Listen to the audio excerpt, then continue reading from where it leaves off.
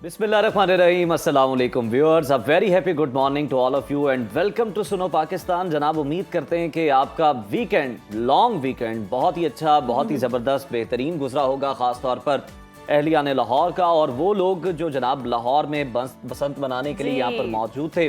Overseas, ये नहीं कहा जा सकता मुल्क के कोने कोने से, बल्कि दुनिया के कोने कोने से ओवरसीज जो हैं जनाब, वो पहुंचे। उन्होंने बसंत का त्यौहार बड़े जोशो खरोश के साथ मनाया। अच्छी बात ये है, SOPs पर जनाब अमल दरामद किया गया, और इसी खुशी में अब वज़ीर आला पंजाब मरियम नवाज ये कह रही हैं कि बसंत जो है वो पूरे पंजाब में होगी। यानी आप जहाँ जहाँ हैं वहीं आप बसंत मना लें, कहीं जाने की जरूरत नहीं है जनाब। तो आज थोड़ा सा लोगों को प्रोसेस करना मुश्किल हो रहा है, थकावटें हैं। कहते हैं ना, लॉन्ग वीकेंड के बाद आप अब ये पूरा वीक गुजारना थोड़ा मुश्किल लग रहा है, क्योंकि वीकेंड बहुत एंटरटेनिंग था, फन से भरा हुआ था।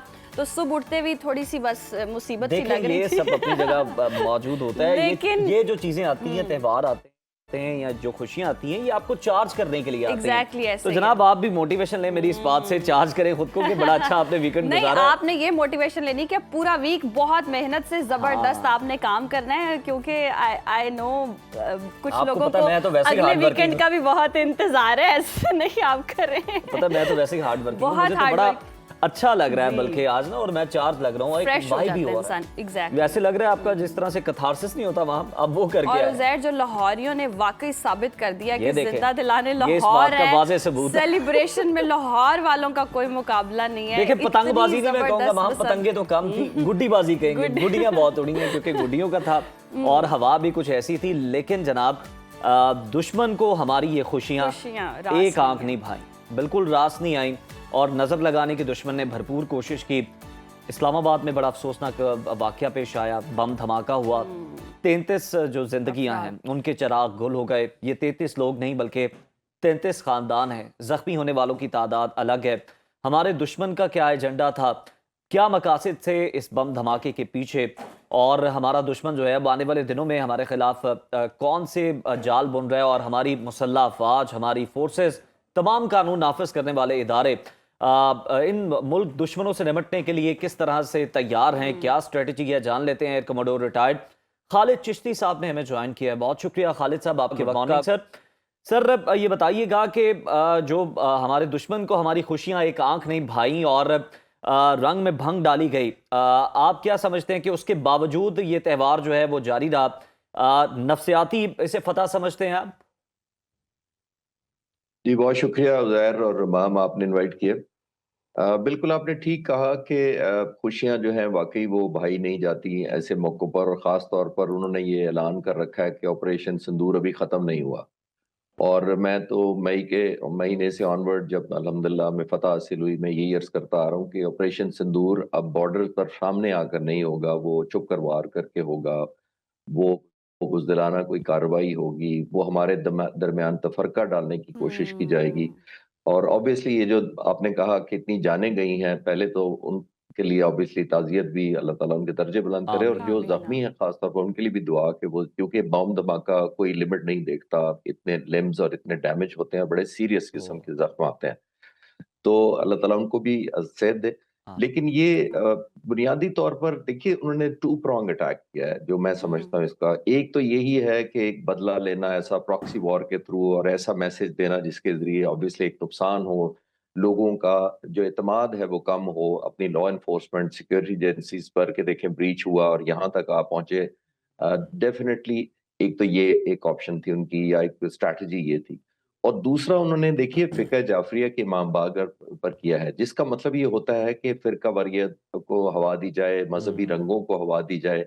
और मैं ऑब्वियसली बहुत ज़्यादा ट्रिब्यूट देना चाहूँगा और सलाम पेश करना चाहूँगा तमाम फ़िक़्ह जाफ़रिया के तमाम लीडर्स को भी, और लोगों को भी जिन्होंने इसको मज़हबी रंग में कन्वर्ट नहीं होने दिया। बिकॉज़ जिनकी जानें जाती हैं, देखिए बहुत सेंसिटिव होते हैं, वो किसी को भी ब्लेम कर सकते हैं, वो उनका गुस्सा होता है, उनके अंदर गम होता है। तो ये बहुत एक पॉजिटिव, हमारी सोसाइटी इतनी स्ट्रेंथ दिखाई है हमने कि हम इससे मुबर्रा होकर ये रियलाइज भी कर रहे हैं कि ये दुश्मन की साजिश है।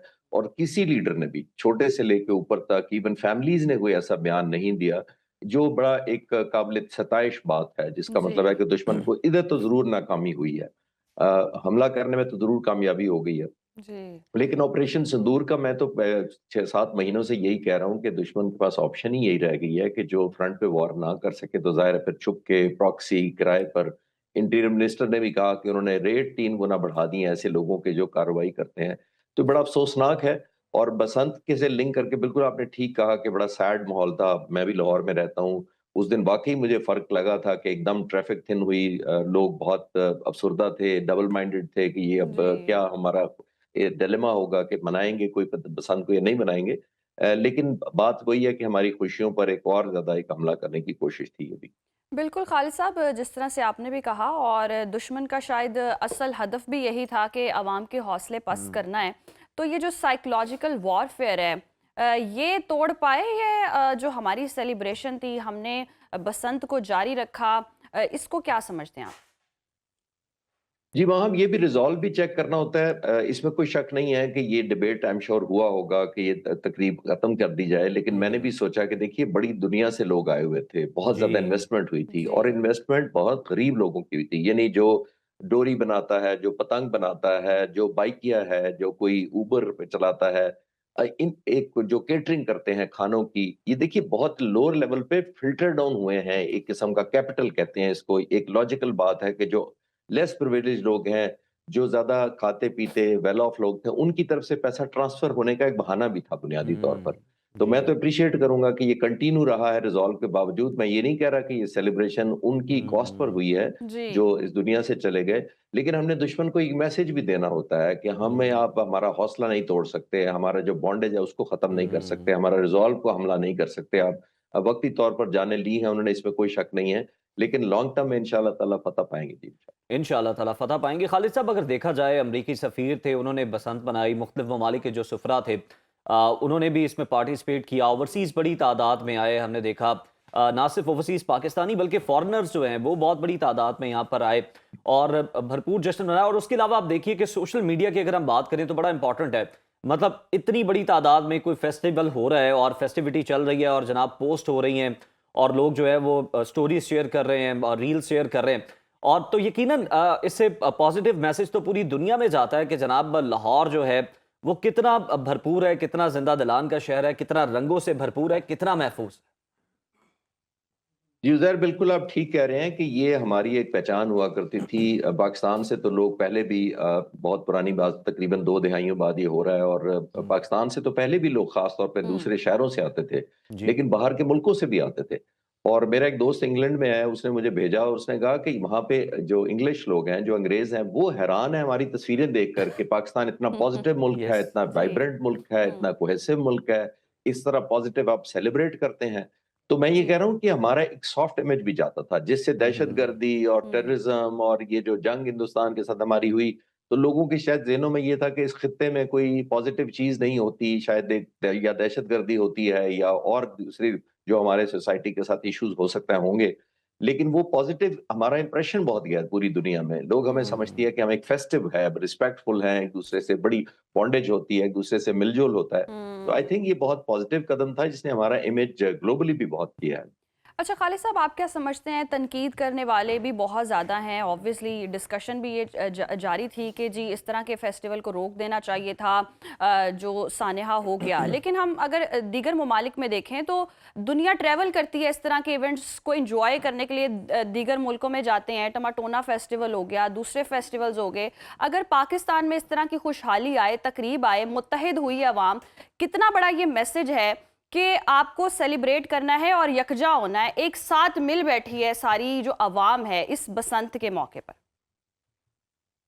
हम ज़रा फ़र्ज़ कर लेते हैं कि खुदा ना ख़ास्ता ये फ़र्ज़ किया कैंसल कर दी जाती, तो जी। मैं ये विजुअलाइज़ कर रहा हूँ उस डोर बनाने वाले बंदे को जिसने पतंगें कई हफ़्तों से बनानी शुरू की थी, जिसने लुक फ़ॉरवर्ड जी। किया था जॉब अपॉर्च्युनिटीज़ को, ऐसे छोटी-छोटी केटरिंग और देगें बनाने वाले को जिसको ऑर्डर मिले हुए थे, तो मैं तो उनका भी सोचता हूँ। तो उस बिगर जी। पिक्चर देखनी चाहिए, इसमें कोई शक नहीं है कि कोई भी इंसान एक जिसका नॉर्मल ज़हन है, वो सोच नहीं सकता कि हम उन खुदा हम्म। ना खास्ता नुकसानों पर खुश हो रहे हैं या उसके ऐसे बावजूद ही ये है। खुशी मना रहे हैं। लेकिन बाज़ दफ़ा कौमों ने अपना जैसे मैंने पहले सवाल के जवाब में अर्ज़ किया कि कौमों ने अपना रिज़ॉल्व, हिम्मत और डिटर्मिनेशन भी भेजनी होती है दुश्मन हम्म। को, कि आप जो मर्ज़ी कर लें, हमारी जो हिम्मत को आप नहीं तोड़ जी। सकते।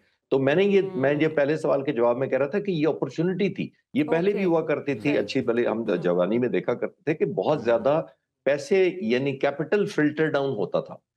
एक गुर्बत कम होगी, ज़ाहिर एक बैलेंस आउट होगा, जो पैसा ट्रैवल करेगा उन लोगों पर जो ज़ाहिर है लेबर कैटेगरीज के होते हैं, आम मजदूर होते हैं जो कंट्रीब्यूट करते हैं डायरेक्टली और इनडायरेक्टली। तो मेरा ख्याल है फेस्टिवल का किसी स्टेज पर किसी बेहुरमती करना या बेअदबी करना नहीं था उस नुकसान की जो हमारा हुआ है। लेकिन फिर हमने ये भी मैसेज देना, जैसे मैंने अर्ज़ किया कि हमने ये भी पैगाम देना होता है कि आप हमें ग्रांटेड नहीं ले सकते, इस कौम को आप यरगमाल नहीं बना सकते, आप इस कौम की खुशियों को नहीं छीन सकते। बिल्कुल, आप सही कह रहे हैं। इकॉनमी पे बड़ा ज़बरदस्त इसके असरात आए हैं, पॉजिटिव असरात आए हैं और सर्कुलेशन ऑफ मनी जो है वो जनाब बड़ी ज़बरदस्त हुई है, ट्रिकल डाउन हुई है। खालिद साहब, अगर हम देखें इस सारे सिनेरियो के अंदर अफ़गानिस्तान से इस हमले से जुड़ा मास्टरमाइंड है उसकी गिरफ्तारी के हवाले से भी इत्तलात आ रही हैं और हमारी मुसल्लह अफ़वाज ने तो जनाब हमेशा ये नहीं कि अगर एक खुदा न खास्ता धमाका हो गया तो उसको ऐसे ही छोड़ा जाता है, बिल्कुल पीछे तक जाते हैं, सिरे तक जाते हैं और जो मास्टरमाइंड होते हैं उनको भी अपने अंजाम तक पहुंचाते हैं। आप नहीं समझते कि अब बहुत हो चुका, हमें आलमी बरादरी की तरफ नहीं देखना चाहिए, अब सरहद पार भी कोई ना कोई एक्शन जो है वो होना चाहिए, जो लॉन्चिंग पैड बना हुआ है दहशतगर्दों का खित्ता, जो सरजमी? जी, बिल्कुल ठीक है उज़ैर, मैं तो शुरू से कहता आया हूँ कि दुनिया आपके लिए रेज़ोल्यूशन पास कर देगी, कंडेम कर देगी, इसको बुरा-भला कह लेगी, एक आध नोटिफ़िकेशन निकल जाएगा एम्बेसियों से हमदर्दी का आपके लिए, लोगों के लिए, लेकिन दुनिया आपके लिए आगे नहीं आती क्योंकि लोगों की, इंटरनेशनल कम्युनिटी की, इंटरनेशनल पॉलिटिक्स की अपनी-अपनी प्रायोरिटीज़ हैं। बहुत सारे दुनिया में ऐसे मुल्क हैं जो पाकिस्तान को स्टेबल नहीं देखना चाहते, ज़ाहिर है ग्रो करता नहीं देखना चाहते, खासतौर पर दुनिया की कमिटी ऑफ नेशंस के अंदर रेलेवेंट नहीं होने देखना चाहते। वो समझते हैं कि पाकिस्तान जैसे मई के पहले से इररेलेवेंट था, लेस रेलेवेंट था, इतना रिस्पेक्टफुल नहीं था जितना आज है अल्हम्दुलिल्लाह।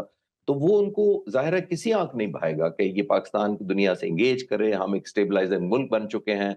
दुनिया अगर यहाँ इस खित्ते की बात करेगी कभी भी तो इंडिया के साथ हमारा इक्वल नाम लिया जाएगा स्टेबलाइजिंग फैक्टर के पॉइंट ऑफ व्यू से, हम एक कंट्रीब्यूटिंग फैक्टर हैं बहुत ज्यादा।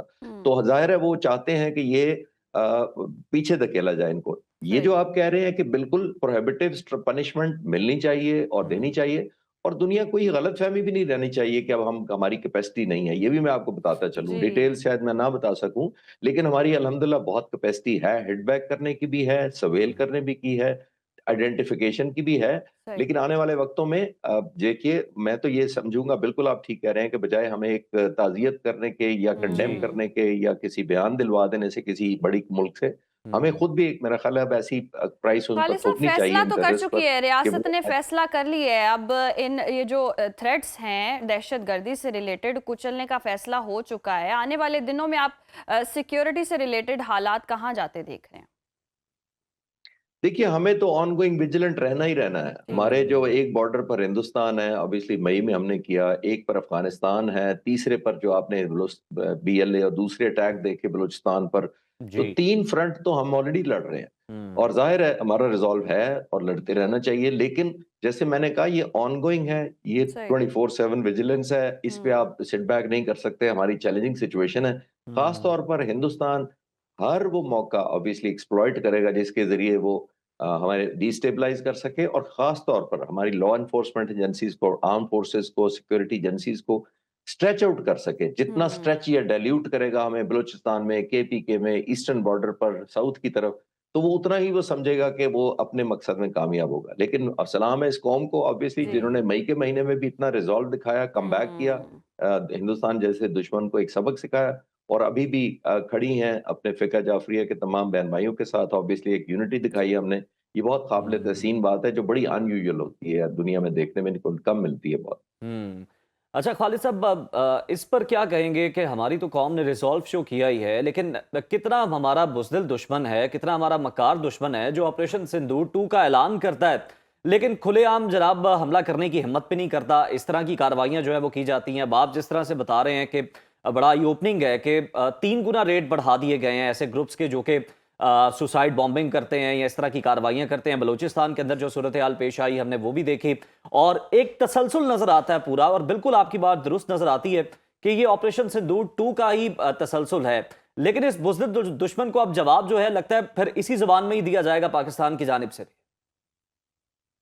उज़ैर देखिए, इतना बड़ा मुल्क है, तमाम के तमाम तो ज़ाहिर है जंग नहीं चाहते, अमन चाहते होंगे, लेकिन अब बदकिस्मती से जब लीडर इस तरह का माहौल क्रिएट कर दे, ख़ास तौर पे इंडिया में, और उसका एक पॉलिटिकल मोटिव भी हो, उन्हें इलेक्शन जीतना हो, इलेक्टोरल वोटिंग को बढ़ाने के लिए अगर इस तरह की कैंपेन लॉन्च की जाए, और तो अफसोसनाक भी होता है। इतना बड़ा दुनिया का सबसे बड़ी पॉपुलेशन है, ऑलमोस्ट इकोनॉमी इतनी उनकी स्ट्रांग है निस्बतन, ज्योग्राफिया इतना बड़ा है, लेकिन वो मुल्क इस तरह की टेररिज्म को सपोर्ट करे और पाकिस्तान जैसे मुल्क के अंदर ये डिस्टेबलाइजेशन करे। और हिंदुस्तान तो खुद कहता आया है बाय द वे कि भाई हम टेररिज्म का अफेक्टेड है। मैं आपको मिसालें दे देता हूँ। इंडिया का एयर इंडिया जहाज हाईजैक हुआ, उन्होंने कहा तालिबान ने किया है, वो दहशतगर्द हैं, हम बदला लेंगे। उनका एक सिद्दीकी मारा गया, एक जर्नलिस्ट मारा गया था, उन्होंने कहा तालिबान ने हमारा मारा है, हम बदला लेंगे। फिर उनकी एम्बेसी में बॉम्ब फटा काबुल में तालिबान का टाइम पे, तो उन्होंने कहा ये काबुल हम बदला लेंगे इनका। तो हिंदुस्तान तो खुद कहता है कि जी वो विक्टिम है, तो उनसे ज्यादा कौन जानता है बकौल उनके कि जी वो दहशतगर्दी की कंडेम करते आए हैं। तो फिर पाकिस्तान में इनकरेज करना उतना ही अफसोसनाक है, क्योंकि कीमत आई थिंक हमें इंडिया पाकिस्तान को किसी स्टेज पर भी, अगर प्रेसिडेंट ट्रंप फैसिलिटेट कर सके, मैं अक्सर कहता हूँ उन्होंने जंग तो बंद करा दी, लेकिन उन्हें वजह बंद नहीं कराई कि क्यों जंगें होती हैं हमारे, तो किसी वक्त बिठा के कोई लॉज, एथिक्स, मोरालिटी के कोई खालिद साहब, आपने ट्रंप की बात की, सदर ट्रंप की, क्या आप नहीं समझते कि अमेरिका के साथ जो अभी रिसेंटली बातचीत हुई है नरेंद्र मोदी की, जो बेसिकली मोदी ने सरेंडर किया है, रशिया से तेल खरीदना जो है वो बंद करने का ऐलान कर दिया है, और जनाब ये सारी चीजें, जिसके बाद टैरिफ में भी कमी की गई है इंडिया के, इसके बाद इंडिया में हौसला पैदा हुआ है जरा कि अब हम इस तरह की कार्रवाइयां भी कर लें, तो कोई नजर रखने वाला अगर है भी तो जनाब अक़वाम आलम जो है वो खामोश रहेंगी, सुपर पावर्स जो है वो खामोश रहेंगी इस तरह के मामलात के अंदर। उज़ैर देखिए, उन्होंने टाइमिंग को कैपिटलाइज किया इंडिया ने अपने लिए। पहले उन्होंने देखा प्रेसिडेंट ट्रंप कहते रहे, उनको नेगेटिव क्रिटिसाइज करते रहे तेल खरीदने के लिए, लेकिन जो ही प्रेसिडेंट ट्रंप नेटो के साथ उनके साथ मिजाज खराब हुआ, उनके ताल्लुकात खराब हुए, रशिया के साथ पहले ही थे, चाइना के साथ कोल्ड वॉर चल रही है, और फिर खास तौर पर जब ये ग्रीनलैंड का मसला हुआ तो नेटो के मुल्क बड़े परेशान हो गए। तो प्रेसिडेंट ट्रंप को तन्हाई महसूस हुई। दुनिया में अगर एक ही मुल्क जो सपोर्ट कर रहा था प्रेसिडेंट ट्रंप को, वो इजराइल था, और खास तौर पर ईरान पर हमला करने के लिए वही प्रमोट कर रहा था कि अगर आप जिस तरह वेनेजुएला में आपने चंद घंटे में कब्जा करके सदर को उठा लिया है, आप धक्का मारे तो शायद ईरान पे भी ये कब्जा कर लेंगे। ये वाहिद मुल्क इजराइल है जो कह रहा है उनको, और प्रेसिडेंट ट्रंप आइसोलेशन फील कर रहे थे। इस वक्त इंडिया ने दोनों तरफ एक्सप्लॉइट किया। एक तरफ उन्होंने ईयू के साथ, वो कहते हैं मदर ऑफ ऑल डील्स की है, पहले ईयू को ये रियलाइज कराया। ये देखिए, इंडिया की बड़ी प्रोटेक्शनिस्ट किस्म की इकोनॉमी है। प्रोटेक्शनिस्ट का मतलब है कि वो गाड़ियां बाहर से नहीं आने देंगे, वो मोबाइल नहीं बाहर से आने देंगे, वो कहेंगे कि हमारी अपनी इंडस्ट्री बढ़े। लेकिन पहली दफा उन्होंने यूरोपियन यूनियन को मार्केट खोली है। यूरोपियन यूनियन ने ऑलमोस्ट उनका टैरिफ जीरो कर दिया है। जब टैरिफ जीरो करेगा कोई मुल्क, तो बांग्लादेश, पाकिस्तान, श्रीलंका, हमारे लोग वह वहां कैसे बेचेंगे? हमारे लिए जाहिर है उन्होंने एक चैलेंजिंग सिचुएशन पैदा की है। एक तरफ उन्होंने यूरोपियन यूनियन के साथ कैपिटलाइज किया, और दूसरी तरफ अमेरिकन प्रेसिडेंट को जाके दोनों तरफ से यानी कि विन विन सिचुएशन अपने लिए कोशिश की है, और ये दुनिया करती है बाय द वे। खालिद साहब, मतलब हर महाज पे हमें जो है अपने दुश्मन से चौकन्ना रहना होगा और उसे जवाब भी देना होगा, चाहे वो मौशी है, सिफारती है, या फिर दिफाई मामलात हैं। Thank you so much Khalid Chishti साहब आपके वक्त का। और बिल्कुल जी, हमारा जो मकार दुश्मन है वो इस तरह के जाल बुन रहा है, पाकिस्तान के खिलाफ कार्रवाइयां कर रहा है, लेकिन पाकिस्तान खामोश नहीं रहेगा, इसका जवाब दिया जाएगा। बिल्कुल। और प्रोग्राम में वक्त ब्रेक का देखते रहे सुनो पाकिस्तान। वेलकम बैक नाजरीन। और प्रोग्राम में आप कुछ सेहत के हवाले से बात करेंगे। और अक्सर हम देखते हैं कि हमारी जो ग़िज़ा है उसमें हम चिकनाई का बहुत ज़्यादा इस्तेमाल करते हैं, जंक फूड बहुत ज़्यादा इस्तेमाल करते हैं, डीप फ्राइड खाने बहुत ज़्यादा इस्तेमाल होते हैं, और वो जो चिकनाई है वो हमारे शरियानों में जाकर जमती है, जो बाइस बनती है हार्ट अटैक का, या सांस फूलना शुरू हो जाता है। तो काफ़ी प्रॉब्लम्स जो हैं, फॉलेज जो है वो हो सकता है। तो काफ़ी मसाइल होते हैं, और हमें पता ही नहीं होता कि हम जो खा रहे हैं वो हमारी शरियानों या हमारी खून की नालियों में क्या असर डाल रहा है। उज़ैर, बिल्कुल, ये सारी चीज़ें बहुत ज़्यादा नुकसानदेह हैं, और इसलिए इन्हें साइलेंट किलर भी कहा जाता है। और हम इस चीज़ से लाइल्म होते हैं, और पता तब चलता है जब अचानक खुदा न खास्ता कोई तकलीफ उठती है, और फिर जनाब डॉक्टर पे जाते हैं, टेस्ट करवाते हैं, तो पता चलता है कि जनाब आपकी तो इतनी जो नालियाँ हैं ये इनमें ब्लॉकेज हो चुकी है। आखिर ये मसला पैदा क्यों होता है, जान लेते हैं। माहिर नेचुरोपैथी जमील मेहरवी साहब हमारे साथ स्टूडियो में हैं, आपको खुशामदीद कहते हैं प्रोग्राम में। ये बताइएगा कि ये ब्लॉकेज की वजह क्या है? क्या ये सिर्फ फूड ही है, deep fried food, junk food, यही कॉज कर रहा है, और हम बिल्कुल भी हेल्दी एक्टिविटी नहीं करते, या फिर अगर हम हेल्दी एक्टिविटी करें तो उसके साथ ये डाइट चल रही हो तो फिर ये ब्लॉकेज हो सकती है, या इस तरह का मसला नहीं हो सकता? देखिए, बात यह है कि हमें खुराक के अंदर देखना है कि हम किन चीज़ों को बैलेंस करके कैसे लें। हमारे यहाँ मसला ये है कि हम एक ही ग्रुप की खुराक को ज़्यादा फोकस कर रहे हैं और दूसरे ग्रुप की खुराक को हम बहुत कम लेते हैं। मिसाल के तौर पे कि लोग चावल तो खाना चाहते हैं, दही का इस्तेमाल करना चाहते हैं, लस्सी का इस्तेमाल करना चाहते हैं, और यखनी की बात आए तो हम परेशान हो जाते हैं कि नहीं जी ये गर्मी शुरू हो गई है, अब यखनी कौन पिएगा। या और ऐसी मतलब ड्राई फ्रूट्स की चीज़ें हैं तो वो उस पर अगर हम बात कर लें तो वो लोग कहते हैं कि शायद उसका सीज़न अब ख़त्म हो रहा है, खत्म हो गया है, तो अब नहीं होनी चाहिए क्योंकि आगे तो गर्मी है तो हमें फिर वही ठंडी चीज़ों की तरफ जाना है।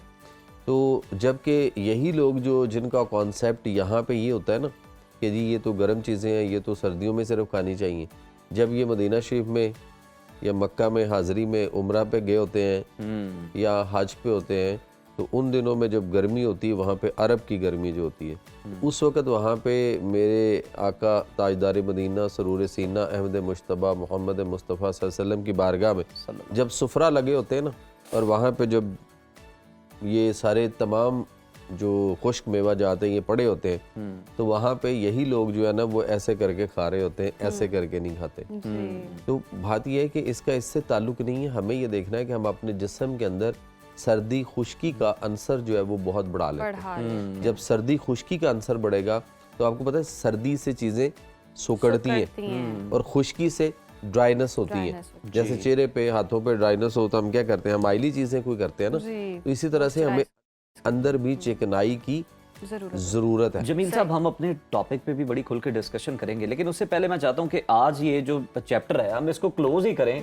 ये जो सर्दी गर्मी का कॉन्सेप्ट हम भी सुनते हैं, बहुत ज्यादा सुनते हैं, जनाब बहुत गर्म खाएंगे तो एक्नी हो जाएगी, जुबान पे छाले निकल आएंगे, चेहरे पे छाले निकल आए, और गर्मियों में ये खुराकें इस्तेमाल नहीं करनी। ये बताइएगा ये कितना सही है कितना गलत है? देखिए गर्मी में उधर भाई दो चीज़ें होती हैं गर्मी की तभी, एक होती है गर्मी खुश्की और एक होती है गर्मी तरी। गर्मी खुश्की वाले जो मसाइल हैं वो प्रॉब्लम पैदा करते हैं, जो गर्मी तरी है वो तो इंसान की सेहत और तंदुरुस्ती का राज है। तो हमें अपने बॉडी के अंदर गर्मी तरी को पैदा करना है, यानी वही अभी जो हम बात कर रहे थे ना कि सर्दी खुश्की का आंसर होता है, तो अब वो सर्दी को गर्मी में चेंज कर ले और जो खुश्की है उसको तो तरी में चेंज कर। कैसे होगा? अलामात तो बताएं ना कि कैसे पता चलेगा कि ये खुश्की गर्मी और खुश्की है? देखिए उसके अंदर जो पोजीशन होती है ना उसमें एसिडिटी तजाबियत भी हो सकती है, उसमें गैसेस होती है, एक्सेसिव गैसेस भी होती हैं। उसके बाद उसको ना दिल की धड़कन फ्लक्चुएट करती है, उसको सांस का मसला भी उसी वजह से बन जाता है। तो ब्लड प्रेशर जो है ना उसके मसाइल भी इसकी फ्लक्चुएट करते हैं, बहुत सारों का लो की तरफ जा रहा होता है, चंद एक जो है वो हाई वाली पोजीशन पे भी होते हैं। एक्चुअली ये है कि वो जो हमारी अच्छा उसके बाद हमारे दर्द भी हो सकती है, सर में दर्द भी हो सकती है, हमारे चेस्ट में जो है वो पेन हो सकती है, हार्ट वाली साइड पे चुभन टीस हो सकती है, बैक पे और बाजू की तरफ का आना इसकी एक अलामत भी होती है। सीढ़ियाँ चढ़ते हुए सांस फूलता है और दिक्कत होती है उसको सीढ़ियाँ के स्टेप चढ़ने में या पैदल चलने में, वो समझता है कि मेरी जो पोजीशन है वो ज़रा बिगड़ती है। सो एक तो ये, दूसरी बात ये है कि जो इसमें कोलेस्ट्रॉल की एक हवा बना हुआ है हमारे यहाँ। कोलेस्ट्रॉल बेसिकली जो है ना वो चर्बी नहीं होता, चर्बी की तरह का एक सियाल मादा होता है जिसे मोनो एटॉमिक अल्कोहल कहते हैं, और केमिस्ट्री में इसका जो फार्मूला है वो C27H45OH के नाम से केमिस्ट्री के अंदर इसका फार्मूला मौजूद है। लेकिन हमारे यहाँ उसको चर्बी की तरह का एक सियाल मादा तो कहना चाहिए था, लेकिन उसको चर्बी नहीं समझना चाहिए था। ये किसी ने एक ट्रेंड दे दिया कि चर्बी है और चर्बी बढ़ गई और ये इस तरह हो गया। हालांकि एक रिसर्च जो है वो 10 साल कोरिया के अंदर हुई और उस रिसर्च के अंदर 1 लाख लोगों को फोकस किया गया और उसके बाद 10 साल वो स्टडी जो है वो उन लोगों पे हुई और 3 ग्रुप उनके बनाए गए थे। 14 साल की उम्र से लेकर 97 साल तक की उम्र के मुख्तलिफ लड़के बच्चे बच्चियाँ मर्दों ख़वातीन यानी उसमें मौजूद थे, और हर ग्रुप के अंदर सब एज ग्रुप के लोग डिवाइड तकसीम किए गए थे। एक का कोलेस्ट्रोल बढ़ाकर रखा गया, एक का मीडियोकर रखा गया और एक का लो साइड पे रखने के लिए उनको मुख्तलिफ तरीके, यानी उन्होंने जो चिकनाइयाँ थी वो सारी बंद कर दी और बल्कि उनको दवाइयाँ शवाइयाँ भी दी गई, जो इस तरह से हमारे यहाँ रोज़ाना लोग कोलेस्ट्रोल की दवाइयाँ लेते हैं, उनको वो रखा गया। अब आप बताइए कि इनमें से ज़्यादा डेथ रेट कहाँ होगा? कोलेस्ट्रोल जिनमें था ज़्यादा वो बच गए होंगे।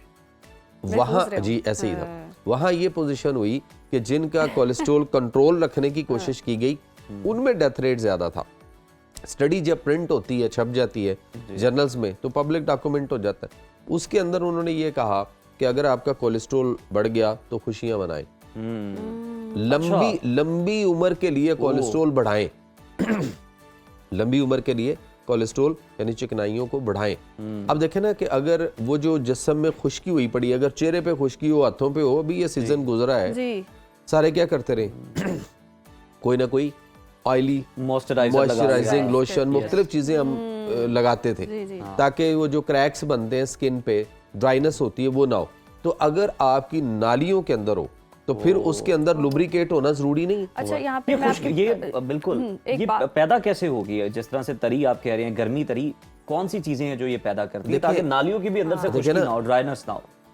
चावल है, उसके बाद हमारे यहाँ दही का है, लस्सी का है, और उसके बाद हमारे यहाँ आलू गोभी मटर है, मतलब सफ़ेद चने बहुत ज़्यादा इस वक्त इसका एक कॉज है। जिस तरह आप देख लें कि लाहौरिये कितने टन चने रोजाना लाहौर में खा जाते हैं। आपका सेक्रेटरी फूड और 2-3 बार तरी डलवा नहीं बता सकता, 2-3 बार तरी डलवा के जमील साहब, लेकिन वो उसने उसका मिजाज तो खुश्की पैदा करना है, तो वो तो होगा।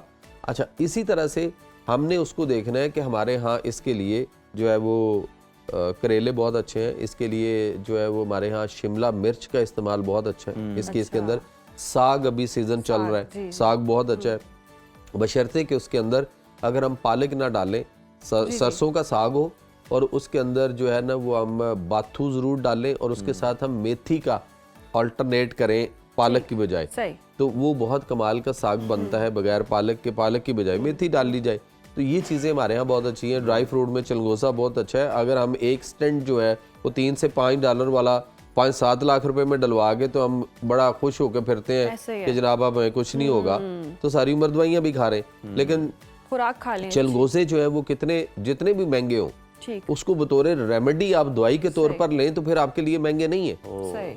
ठीक हो गया। दूसरी बात यह है कि हमारी जो गवर्नमेंट है उसको भी चाहिए कि इस पे कोई थोड़ा सा सद्देबाब करें कि हमें सिर्फ रेवेन्यू नहीं चाहिए कि हमारे चलगोजे यहाँ से बाहर जाएं और अच्छे पैसे आएंगे। पहले अपनी आवाम को तो खुल के खाने दें, उसको इतना सस्ता कर दें। अगर ये बाहर जाने से इसको रोक दिया जाए तो ये 2000-2500 रुपए किलो से ऊपर भी हेल्थ बजट में आप शामिल कर लें। दुरुस्त फरमाया कि ग़िज़ाएं इस तरह की खानी चाहिए। कुदरती तरीके हम देखें ना, जैसे आपने कोरिया की बात की है, तो वो गर्म पानी पीते हैं। ये कितना फ़ायदा देता है कि आपकी जो शरियाने हैं वो खुल जाए, क्योंकि उनको मोस्टली मैंने ये देखा है कि वो गर्म पानी का इस्तेमाल करते हैं। देखिए उन जगहों पे आप अगर देखेंगे तो वहाँ पे आपको इस तरह के मसाइल और हेल्थ इश्यूज इस तरह स्पीडली, मतलब जो है ना वो वबाई शक्ल इख्तियार करते हुए नजर नहीं आएंगे। वो लोग बहुत ज़्यादा जो है ना इन चीज़ों को देखें ना, ये आपसे सल्लम की हदीस है बकायदा कि पानी चुस्कियाँ लेकर पियो। अब चुस्की किस पानी की आएगी? जो नीम गर्म की आएगी, ताज़ा और ठंडे की तो आ नहीं सकती। तो इसलिए हमें इन चीज़ों को जो है वो भी देखना है। उसके बाद फिर इसके लिए जो बड़ा कमाल का हमारे यहाँ जो कावा है, अच्छा पहली बात तो ये हम कर लें कि पहले इस पंप को देखना है, ये जो लुब डुब कर रहा है, इसमें से जो ब्लड निकलता है, इंसान की पूरी बॉडी के अंदर जितनी भी उसकी वेन्स है, आर्टरीज हैं, शरियाने वगैरह, जो भी नालियाँ, खून जिनके अंदर गर्दिश करता है, अगर इसको हम एक स्ट्रेट लाइन में अगर इसको देखें तो इसकी लंबाई कितनी बड़ी बनती होगी? आपकी जमीन के 4 चक्कर बनते हैं। 4 चक्कर बनेंगे आपकी जमीन के, इतनी लंबाई है। उसके अंदर लुब्रिकेशन अगर नहीं होगी तो मुझे बताइएगा कि फिर वो काम कैसे करेगा, फिर मसले बनेंगे। तो इसलिए अच्छा, इसके लिए जो बेहतरीन चीज़ है हमारे यहाँ पर उसमें नेचुरोपैथी के अंदर, उसमें अदरक है, 3 ग्राम अदरक लेना चाहिए, और पुदीना ताज़ा जो है वो 9 ग्राम वो ले लिया जाए, और पान का पत्ता 1 अदद जो है वो लिया जाए, और इसको आप 1 गिलास पानी में डाल के चूल्हे पे रख के आप इसको हल्की आंच पे पकाएं। जब ये पकते हुए आपका तकरीबन आधा गिलास रह जाए तो आप इसे नीचे उतार लें, छान लें, और इसके अंदर आप जो है ना वो थोड़ा सा हस्बे जायका 1-1.5-2 चम्मच जितना आपने शहद डालना हो वो शहद उसमें डाल के आप इसको नीम गर्म इनटेक करें। आपकी कोलेस्ट्रोल के मसाइल जो है, ख़ास तौर पे जो ट्राइग्लिसराइड्स बढ़े हुए होते हैं, और उसके बाद आपकी आर्टरीज के अंदर जो ब्लॉकेज आ रही होती है उसको खोलने में बहुत कमाल का ये कावा जो है वो अल्लाह ताला ने हमें दिया हुआ है। उसके बाद इसमें और 2-3 चीज़ें हैं, मैं वो ऐड करवा दूँ। एक चटनी उसके लिए बहुत अच्छी है, जो कि ख़वातीन का काम है, चटनियाँ बनाना और खाना और खिलाना, कूटना ज़ाहिर है उनकी है। तो उसमें उसमें जो है अदरक है 2 तोला, लहसुन की तुरियां ली जाएं तो वो है 5 अदद, और धनिया यानी फ्रेश धनिया जो होता है सब्ज़ वो लिया जाए तकरीबन कोई 2 माशा, और काली मिर्च जो है वो उसके 8 दाने लिए जाएं, और उसके बाद ज़ीरा सफ़ेद जो है वो 3 माशा लिया जाए। तो इसको कूट के इस निस्बत से आप इसको डबल ट्रिपल 10 गुना इन चीज़ों को मल्टीप्लाई करके, तो आप ज़्यादा बनाना चाहें तो उस तरह भी कर सकते हैं। इसको कूट के इसकी चटनी बनाई जाए तो ये बड़ी कमाल की है, जिसको अगर हम खानों में अपने इंटेक करते रहें, टेस्टी भी है, फायदेमंद भी है, और आपके हार्ट और रेगुलर आप उसको जिस चीज की मतलब चटनी बना रहे होते हैं जो ज्यादा लोगों में कॉमन भी है, उसके अलावा अगर आप ये वाली चटनी बनाएं तो ज्यादा बेहतर है, ज्यादा बेहतर है। और वाकई वो कहते हैं ना चटनियों पे गुजारा करें, तो ये चटनी तो बहुत ही इसमें एक और चीज है, अदरक लहसुन और प्याज, सिर्फ 3 चीजें लें, अदरक लहसुन और प्याज बराबर मिकदार में ले लें और एक ही वजन में, और उनका आप भुजिया टाइप है, उसका एक सालन बनाए सिर्फ इन 3 चीजों का। तो ये भी बड़ी कमाल की चीज है जो आपके इन चीजों को बड़ी तेजी से इम्प्रूव। सब गए वक्तों में लोग चटनियों के साथ रोटियां खा लेते थे, आम आता था तो आम की चटनी बन रही होती थी, बड़ी जबरदस्त बेहतरीन बना करती थी, दूध हजम भी होती थी। Thank you so much. किल्लत है, वाकई फायदेमंद है। बहुत शुक्रिया मेरवी साहब आपके वक्त का, और मेरवी साहब ने तमाम नुस्खे बता दिए। अपनी डाइट का ख्याल रखें और ये चटनियों का इस्तेमाल करें, कहवे पिएं और अपने आप को जो है बिल्कुल इन चटनियों का इस्तेमाल करें, लेकिन किसी की दिमाग की चटनी हर किस मत बनाए ये बहुत जरूरी है। ब्रेक शामिल करते हैं, देखते रहिए सुनो पाकिस्तान। एक बार फिर से प्रोग्राम में आपको खुश आमदीद कहते हैं। और नाज़रीन, आई नो आपने वीकेंड बहुत इंजॉय किया है, बड़ा ज़बरदस्त रहा है। तो आज का जो वीकेंड है जो शुरू हो चुका है, ये कैसा रहेगा? वीकडेज हाँ, वीकेंड ही हो गया ना हमारा वीकेंड ही जा रहा है, तो वीकडेज कैसे रहेंगे ये जान लेते हैं कि किस तरह के सितारे हैं उज़ैर। बिल्कुल जी, तो दाऊद साहब हमारे साथ स्टूडियोज में मौजूद है, बिला ताखीर उनके पास चलते हैं और एरीज से स्टार्ट करते हैं। दाऊद साहब, बहुत शुक्रिया आपका। आने वाला हफ्ता फेब का दूसरा हफ्ता, बहुत से लोगों की सालगिरह और बहुत से लोग एंजॉय भी करेंगे इस वीक में। 3 बुरूज खास चेंज लेकर आ रहे हैं, मखसूस तारीखों के करीब एंजॉय करेंगे। कोई ऐसे स्टार्स हैं जिनकी बहुत ही एंजॉयमेंट। एरीज बुर्ज हमल की बात करते हैं। Card of the week Aries वालों का ये कैसा है जनाब? अच्छा जी, किसी बात को दिल पर बिल्कुल नहीं लेना, डिसहार्ट नहीं होना, बिलाशुबा चीजें चेंज हो रही हैं। आपके जॉब और बिजनेस की बात करूं तो पावरफुल खबरें और बड़ी जबरदस्त किस्म की एनर्जी नजर आती है। और जनाब आपकी मोहब्बत से मुतल्लिका बात करूं तो लोगों की बातों के ऊपर तवज्जो नहीं देनी, अलबत्ता जितने राब्ते होंगे, जितनी कम्युनिकेशन मजबूत होगी, उतनी ही एनर्जी पॉजिटिव रहेगी। हेल्थ की बात करें तो हेल्थ ज़बरदस्त नजर आती है, वॉक कर रहे हैं जनाब आप लोग। एजुकेशन की बात करूं तो एजुकेशन बेहतरीन है तलबा तालबात की। और ट्रैवल की बात करें तो ट्रैवल नहीं करना है, एहतियात रखनी है, और पढ़ने के लिए या अल्लाह या सलाम। और मून मैसेज दे रहा है कि नताइज पहुंच के अंदर है। टॉरस बुर्ज सौर वालों का इस वीक में कार्ड ऑफ द वीक की बात करें तो टॉरस, देखिए जी, कुछ चीज़ों से मुतल्लिका नेगेटिविटी चल रही है, मामला डिस्टर्ब हैं। क्यों डिस्टर्ब हैं? बिलाशुबा आप जज्बाती नजर आते हैं, जज्बातियत की बजाय मामलात को बहुत अच्छे तरीके से परख के चलिए। जॉब और बिजनेस की बात करूं तो बेहतरीन एनर्जी है, पैसे बिल्कुल आएंगे और आपके कैरियर में पॉजिटिविटी नजर आती है। मोहब्बत की बात करें तो मोहब्बत में भी बहुत अच्छी एनर्जी आप फील करेंगे, आपका रिलेशन बेहतरीन रहेगा। आपकी हेल्थ की बात करूं तो हेल्थ की एनर्जी ज़रा डाउन है, वॉक करें, घर का खाना वगैरह खाएं, उससे आपकी एनर्जी में बूस्ट आएगा। एजुकेशन तलबा तालबात की बेहतरीन रहेगी इस वीक में। ट्रैवलिंग की बात करें तो बिल्कुल कर सकते हैं, अपनी फैमिली को लेकर ट्रैवलिंग नज़र आती है जनाब। और पढ़ने के लिए या जल जलाल वाल इकराम की एनर्जी आपकी एनर्जी को बूस्ट करेगी। और मून मैसेज दे रहा है कोई भी चीज़ ऐसी नहीं जो कि मुकद्दर में मुमकिन ना हो। बुर्जोजा वालों के इस वीक में कार्ड ऑफ द वीक की बात करें तो बुर्जोजा बेहतरीन पोजीशन है, मगर आपके हासदीन का आपके ऊपर प्रेशर भी नजर आता है, देख रहे हैं, आपको वॉच कर रहे हैं, हर चीज़ के ऊपर निगाह है। जॉब और बिजनेस की बात करूं तो अखराजात को कंट्रोल करना सीखिए। ज़्यादा अखराजात जो है वो आपके बिजनेस और जॉब में आपके लिए प्रॉब्लम का बायस बन सकते हैं। मोहब्बत की बात करूं तो बैलेंस करने की कोशिश कर रहे हैं, 50-50 एनर्जी है। हेल्थ, आप लोगों की गुस्सा बिलाशुबा सेहत को ख़राब करता है, कंट्रोल रखें गुस्से को। और जनाब एजुकेशन 50-50 एनर्जी है, इतनी अच्छी नहीं है। ट्रैवल बिल्कुल कर सकते हैं और पढ़ने के लिए सूरह इखलास का विर्द और मून मैसेज दे रहा है आप लोगों के इस वीक में। रूहानियत और अमलियत में तवाज़ुन रखिए। कैंसरियन का हफ्ता कैसा है? कैंसर इस वीक में कार्ड ऑफ द वीक की बात करूं तो कैंसरियन के मामलात में एक बहुत ज़बरदस्त एनर्जी है। तमाम मामलात आपके कंट्रोल में हो सकते हैं, नज़र भी आते हैं। जॉब और बिजनेस की बात करूं अकेलेपन और उदासी और नेगेटिविटी का रुझान आपके कैरियर से मुतल्लिक आपके लिए प्रॉब्लम का बायस बन सकता है। मोहब्बत की बात करूं तो मोहब्बत में भी आपको थोड़ा सा वेट करना पड़ेगा जो चीज़ें जो रिजल्ट चाहते हैं। हेल्थ भी डिस्टर्ब है, एजुकेशन 50-50 अच्छी एनर्जी है फिलहाल। ट्रैवल बिल्कुल कर सकते हैं और पढ़ने के लिए आयत करीमा का विर्द और मून मैसेज दे रहा है आप लोगों को इस वीक में गौर फिक्र करें। लियो का बताएं कि क्या वो धाड़ा इस हफ्ते में? बिल्कुल जनाब, लियो वालों की इस वीक की कार्ड ऑफ द वीक नहीं जी, कंफ्यूजन चल रही है, चीज़ें डिस्टर्ब है। लियो वालों की मामलात बेहतर होने की कोशिश की तरफ लगे हुए हैं, लेकिन अभी थोड़ा सा चीज़ें वेट सी एंड वेट के ऊपर हैं। जॉब और बिजनेस की बात करूं तो अपने कैरियर को बेहतर करने की भरपूर कोशिश में लगे हुए हैं। मोहब्बत की बात करूं तो लियो मोहब्बत में अच्छी एनर्जी है, आपके रिलेशन में सोलमेट से मामलात में कामयाबी रहेगी। हेल्थ की बात करें तो हेल्थ ज़बरदस्त है, एजुकेशन के मामलात बेहतरीन हैं और जनाब ट्रैवल करना चाहिए कि नहीं, बिल्कुल क्लैरिटी है, करना चाहिए, लेकिन यहाँ भी क्लैरिटी करके ही करें। और हस्बुनल्लाहु व निअमल वकील निअमल मौला व निअमल नसीर का विर्द इस वीक में 100 टाइम। और मून मैसेज दे रहा है कि आपको कुछ चीज़ें अपनी ज़िंदगी से निकालने की ज़रूरत है। विर्गो इस वीक में कार्ड ऑफ द वीक की बात करें तो विर्गो बेहतरीन एनर्जी है। विर्गो वाले इस वीक में ज़्यादा से ज़्यादा काम कर रहे हैं, आपकी पर्सनैलिटी में एक अच्छी ग्रूमिंग रहेगी। जॉब और बिजनेस की बात करें तो बेहतरीन इन्वेस्टमेंट कर सकते हैं, कामयाबी मिल रही है।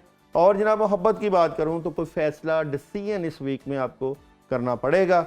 हेल्थ आप लोगों की बेहतरीन है, एजुकेशन बेहतरीन है, ट्रैवल आप लोग कर सकते हैं और पढ़ने के लिए ला हौला वला कुव्वत इल्ला बिल्लाह की एनर्जी। और मून मैसेज दे रहा है आप लोगों को अपनी आरामदेह सोच से बाहर निकलें जी। लिब्रा लिब्रा वालों को इस वीक में कार्ड ऑफ द वीक की बात करें तो लिब्रा बेहतरीन एनर्जी, किंग ऑफ कप, अपने कामों में बहुत ज़बरदस्त बूस्ट देखेंगे। जॉब और बिजनेस में भी आप एक पॉजिटिव चेंज है, कामयाबी है। मोहब्बत की बात करें तो इन्वॉल्व हैं अपने सोलमेट से, अच्छी एनर्जी है, पॉजिटिव एनर्जी है। और हेल्थ सेहत का ख्याल करना ज़रूरी है, अपने आप का ख्याल करें, वॉक वगैरह ज़रूर करें। एजुकेशन बेहतरीन है, ट्रैवल बिल्कुल कर सकते हैं और सूरह नास पानी पे दम करके पीना। और मून मैसेज दे रहा है तवानाई जोर पकड़ रही है। स्कॉर्पियो को कोई डस रहा है या घर बस रहा है? Scorpio card of the week, Scorpio बहुत बेहतरीन एनर्जी है, 3 ऑफ कप। आप अपने कामों में एक बहुत पॉजिटिव चेंज देखेंगे इस वीक में। जॉब और बिजनेस की बात करूं तो जॉब और बिजनेस में अपने बुजुर्गों और बड़ों के फैसलों को सामने रख के और पुराने कामों का होना आपकी एनर्जी को बूस्ट देता है। मोहब्बत की बात करूं तो मोहब्बत में कहीं ना कहीं डबल माइंडेड है, अभी थोड़ा सा वेट करिएगा। हेल्थ की बात करूं तो हेल्थ बेहतरीन है। एजुकेशन में प्रॉब्लम चल रहा है, तलबा तालबात ओवर थिंकिंग से बचें और ट्रैवल बिल्कुल कर सकते हैं।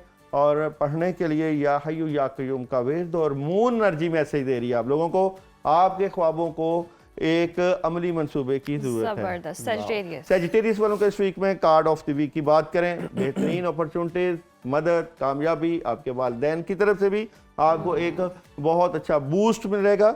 जॉब और बिजनेस अच्छा जी, फाइट कर रहे हैं और फजूल की लड़ाई झगड़ा अपने कैरियर और बिजनेस में आपके कामों में रुकावट डालेगा। मोहब्बत की बात करूं तो मोहब्बत में अचानक चेंज, मगर एहतियात करिएगा। और जनाब हेल्थ ज़बरदस्त है, एजुकेशन में प्रॉब्लम है। ट्रैवल की बात करें तो ट्रैवल बिल्कुल अच्छी एनर्जी है और पढ़ने के लिए सूरह इखलास का विर्द आपकी एनर्जी को बूस्ट करेगा। और मून मैसेज दे रहा है जीत के नतायज की पेशकश। कैप्रिकॉर्न वालों का इस वीक में कार्ड ऑफ द वीक क्या होने जा रहा है? देखिए जी, ओवर थिंकिंग से बचना है, अपनी सेहत को बिल्कुल ख्याल करना है और अपनी एनर्जी को कंट्रोल रखना है, किसी बात को अपने दिमाग पे सवार नहीं करना। जॉब और बिजनेस बेहतरीन है, पैसे आएंगे, खुशियां, कैरियर वाइज आप अच्छी एनर्जी के साथ चल रहे हैं। मोहब्बत की बात करूं तो उदासी, अकेलापन और चीज़ें डिले हैं। और हेल्थ की बात करें तो हेल्थ बेहतरीन हो रही है जनाब आगे जाके। और एजुकेशन प्रेशर है तलबा तालबात पे, ट्रैवल बिल्कुल कर सकते हैं और पढ़ने के लिए सूरह फलक पढ़िएगा, एनर्जी बूस्ट करेगी। और मून मैसेज दे रहा है कि इस सूरत हाल से कुछ हासिल नहीं होगा, चीज़ें आगे और बेहतर हो जाएंगी। ज़बरदस्त। कैप्रिकॉर्न, एक्वेरियस प्रोग्राम में रहना है हम। एक्वेरियस वालों का नीचे हो जाती है। एक्वेरियस वालों के इस वीक में कार्ड ऑफ द वीक की बात करें, देखिए जी, लड़ाई झगड़ा फाइट कर रहे हैं अपने हालात को बेहतर करने के लिए एक्वेरियस वाले और कोशिश में लगे हुए हैं। जॉब और बिजनेस की बात करें, जॉब और बिजनेस में अपॉर्चुनिटीज आएंगी। मोहब्बत की बात करें तो मोहब्बत में कामयाबी है, सन है, और बिलाशुबा ये वीक आपके लिए फाइट है। और जनाब बल्कि इस वीक में आपकी सालगिरह है और मेरी भी हाल सालगिरह, इसलिए मैंने कहा ना 12 तभी सब अच्छा निकल रहा है। तभी आप फरवरी नहीं के जी, लिए फाइट तो बहुत है। ज्यादा 12 को आप excited मनाएंगे, भाई फिर एक दिन के बाद आप फिर मनाएंगे। मजे हैं जी, आपका वीक है, नहीं, जो मर्जी निकाल ले। 14 को तो आप मनाएंगे। अच्छा जनाब, इसके बाद बात करें हेल्थ। बेहतरीन है जनाब, हेल्थ की एनर्जी, एजुकेशन में अच्छी खबरें हो सकती हैं। ट्रैवल की बात करें तो ट्रैवल कर सकते हैं, और पढ़ने के लिए ला हौला वला कुव्वता इल्ला बिल्लाह की एनर्जी। और मून मैसेज दे रहा है लेने की बजाय देने का वक्त है। स्पाइसेस वालों की इस वीक की एनर्जी क्या नजर आती है? एक ही कार्ड देखे जी, सुस्ती और काहली से बचना है, काम काफी ज्यादा मौजूद हैं। जॉब और बिजनेस की बात करें तो ख्वाहिशें पूरी होंगी इस वीक में, पैसे आएंगे जनाब। और मोहब्बत की बात करूं तो मोहब्बत में पॉजिटिव एनर्जी है। और हेल्थ, सेहत का ख्याल करें। एजुकेशन की बात करें तो बेहतरीन है। ट्रैवल करना चाहिए कि नहीं, बिल्कुल कर सकते हैं। और जनाब आयत करीमा का विर्द, और मून मैसेज दे रहा है आप लोगों को एक मुश्किल वक्त का इख्तिताम हो रहा है। जबरदस्त, बहुत शुक्रिया दाऊद साहब आपके वक्त का। और ये था जी सितारों का हाल, और इसके अकॉर्डिंग आप प्लान कर लें और देख लें कि कैसा आपका हफ्ता रहेगा। प्रोग्राम में वक्त ब्रेक का देखते रहिए सुनो पाकिस्तान। वेलकम बैक नाजरीन। पहले तो मैं ब्रेक से वापस आते ही अपना कुछ एक्सपीरियंस शेयर कर दूं, अगर आप इजाजत दें। महमाद, सुबह जब मैं निकला हूं घर से और जनाब एक अजीब सी खुनकी लग रही थी, और लग रहा था कि आज जनाब सूरज ने दीदार नहीं कराना, कोई किरणें नहीं बिखेरने। तो लग ही रहा था कि बादलों का कोई ना बड़ा ही प्लान चल रहा है। या फिर ये कह लें कि वो जो दीगर शहर जो थे वो दुआएं कर रहे थे बारिश की, तो वो दुआएं आप कबूल वो लेट कबूल हुई हैं। लेट सुनी गई हैं। देखें, खुदा सुनता जरूर है, कभी-कभी देर हो जाती है। कुछ तो ना, हवाएं रुकी रही हैं। जुम्मे की रात को भी माहम हवा रुकी रही है, कोई 2-3 बजे के बाद चली है, और तब तक थकावट से बस हो गई हुई थी। और कल भी अगर हम बात कर लें तो हवा कम थी, यानी कि तुनके मार के किधर है तुनके मारे, लेकिन ये कि भरपूर एंजॉय कर लिया। मौसम के हवाले से क्यूरियोसिटी रही। सैटरडे बेस्ट था। और पूरा वीक आपका कैसा रहेगा, हर मंडे को हम डिस्कस किया करेंगे जी, मौसम के हवाले से भी। और आज से 10 फरवरी तक पंजाब से लेकर आज़ाद कश्मीर तक बादल गरजेंगे भी और बरसेंगे भी। और सिर्फ बारिश नहीं होगी, बल्कि मरी और शिमाली इलाकों में बर्फबारी के शौकीन अफराद के लिए भी खुशखबरी है। सड़कों पर फिसलन भी होगी, और ट्रैफिक का जाम होना तो आपको पता ही एक डरावना ख्वाब सा बन जाता है, तो बड़ी मुश्किल होती है। एनडीएमए ने तो तमाम इदारों को अलर्ट जारी कर दिया है, हालात की संगीनी है। और इस मौसमी तब्दीली को समझने के लिए आज हमारे साथ गेस्ट भी मौजूद है। डिप्टी डायरेक्टर महकमे मौसमियात इरफान ने ज्वाइन किया। इरफान साहब, good morning, welcome to Suno Pakistan. Irfan साहब, हमने बसंत से पहले आपसे बारिशों का पूछते रहे, ये तो हम पूछना ही भूल गए कि हवा चलेगी या नहीं चलेगी। इसकी वजह से बड़ी प्रॉब्लम रही है। देखिए जी, बसंत में तो अब बसंत गुजर गई। आपने देखा कि बारिश तो नहीं आने वाले वीक का बता दें फिर आप। बादल भी थोड़े बहुत, और इसके अलावा हवा भी इतनी चल पड़ी कि जिससे लोग जो है ना वो एंजॉय किया बसंत में। तो इस हफ्ते की आपकी बसंत बेहतर गुजरी होगी। क्या प्रेडिक्शंस हैं इस हफ्ते की, क्या प्रेडिक्शंस है? देखें, अभी ये वाला जो वेदर स्पेल है ये पाकिस्तान में दाखिल हो चुका है। ये बलूचिस्तान में इसने बाज़ इलाकों में हल्की बारिश की है, समगली में बारिश हुई है, इसके अलावा कोयटा में हुई है, पशीन में हुई है, ज़ियारत में भी बारिश हुई है। तो ये अब शुमाली इलाका जहाँ जो है ना बलूचिस्तान के, जिनमें कोयटा, योब, किला सैफुल्ला, किला अब्दुल्ला, ये आज मज़ीद बारिश यहाँ पर होगी। और आज रात और कल जो है ये बलाई इलाकों में, जिसमें हमारे बलाई पंजाब के इलाके, जिसमें बखर, खुशाब, मियाँ वाली, इसके अलावा जो हमारे गुजरात के इलाके होंगे, जेहलम और खिता पटवार, इस्लामाबाद, रावलपिंडी, यहाँ पर भी जो है हल्की बारिश हम एक्सपेक्ट कर रहे हैं। अच्छा इरफान साहब, ये जो 48 घंटे हैं पंजाब और केपी के लिए कितने हसास है? क्या हम किसी बड़े अर्बन फ्लडिंग का खतरा देख रहे हैं? देखिए, कोई इसमें बहुत ज़्यादा हैवी बारिश तो नहीं है, लेकिन ताहम लाइट टू मॉडरेट बारिश जो है ये आपके बलाई खैबर पख्तूनख्वा के इलाके जो होंगे, जिसमें कोहस्तान, चित्राल, दीर और सवात के इलाके, बडग्राम के इलाके, इवन ये पेशावर में भी बारिश हो जाएगी। और इसके अलावा जो हमारे गिलगित बल्तिस्तान और कश्मीर के इलाके होंगे, यहाँ पर भी बारिश होगी और पहाड़ों पर हल्की बर्फबारी होगी। इसके अलावा जो कागान, नारान, गलियात और मरी में भी जो है वो हम हल्की बारिश एक्सपेक्ट कर रहे हैं।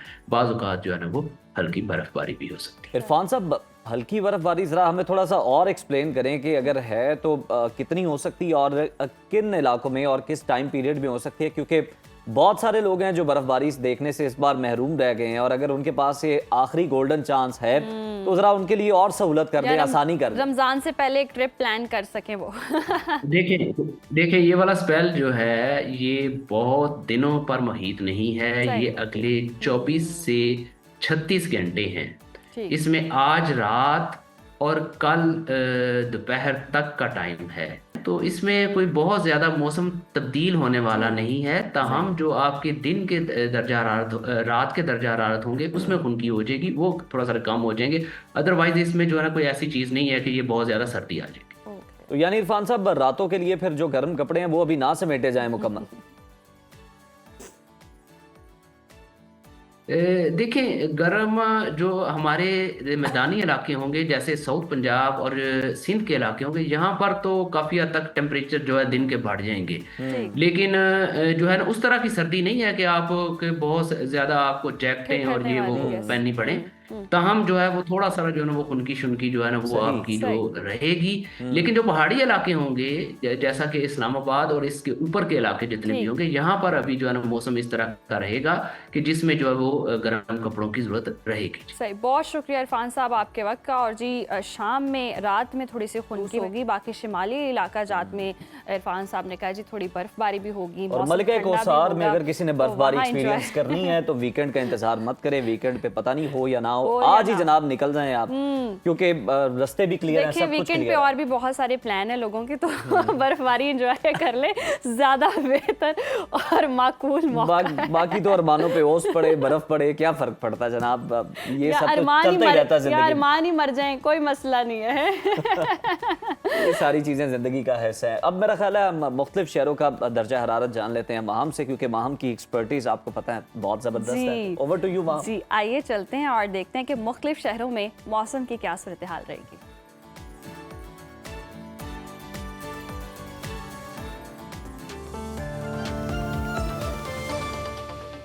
नाज़रीन, मुल्क के बेशतर इलाकों में मौसम सर्द और खुश्क, जबकि शिमाली इलाकों में रात और सुबह के औकात में शदीद सर्द रहने का इम्कान है। ताहम गिलगित बल्तिस्तान, कश्मीर और खैबर पख्तूनख्वा में मतला जुज़वी अब्र आलूद रहने का इम्कान है। मुख्तलिफ शहरों में मौसम की क्या सूरत हाल है आइए जानते हैं। और हमेशा की तरह सबसे पहले बात करेंगे बुलंदो बाला पहाड़ों की सरजमीन गिलगित बल्तिस्तान की, जहाँ मौसम शदीद सर्द और खुश्क रहने का इम्कान है। गिलगित का टेम्परेचर देख लेते हैं। यहाँ पर ज़्यादा से ज़्यादा दर्जा हरारत हम देख रहे हैं 8 और कम से कम -3 डिग्री तक गिरने का इम्कान है, जबकि स्कर्दू में ज़्यादा से ज़्यादा दर्जा हरारत है 0 और कम से कम -10 डिग्री तक गिरने की तवक्को है। महकमे मौसमियात के मुताबिक आइंदा 24 घंटों के दौरान चंद मकामात पर हल्की बर्फबारी का इम्कान है। सयाहों की जन्नत आज़ाद कश्मीर के मौसम के हवाले से बताएं तो मौसम शदीद सर्द और मतला जुज़वी अब्र आलूद रहने का इम्कान है। दारुल हुकूमत मुजफ्फराबाद लिए चलते हैं आपको, यहाँ पर हम देख रहे हैं ज़्यादा से ज़्यादा टेम्परेचर है 14 और कम से कम 5 डिग्री रहने का इम्कान है, जबकि श्रीनगर में ज़्यादा से ज़्यादा पारा हम देख रहे हैं 6 और कम से कम -2 डिग्री तक गिरने का इम्कान है। मौसम का हाल बताने वालों ने आइंदा 24 घंटों के दौरान चंद मकामात पर हल्की बारिश और बर्फबारी की पेशगोई की है। और अब आपके साथ शेयर करेंगे मेज़बानों की धरती खैबर पख्तूनख्वा का मौसम, जहां हम देख रहे हैं सुबह के बेशतर अजला में मौसम सर्द, जबकि पहाड़ी इलाकों में शदीद सर्द रहेगा। सूबाई दारुल हुकूमत पेशावर लिए चलते हैं आपको, यहाँ पर ज़्यादा से ज़्यादा दर्जा हरारत है 19 और कम से कम 7 डिग्री रहने का इम्कान है।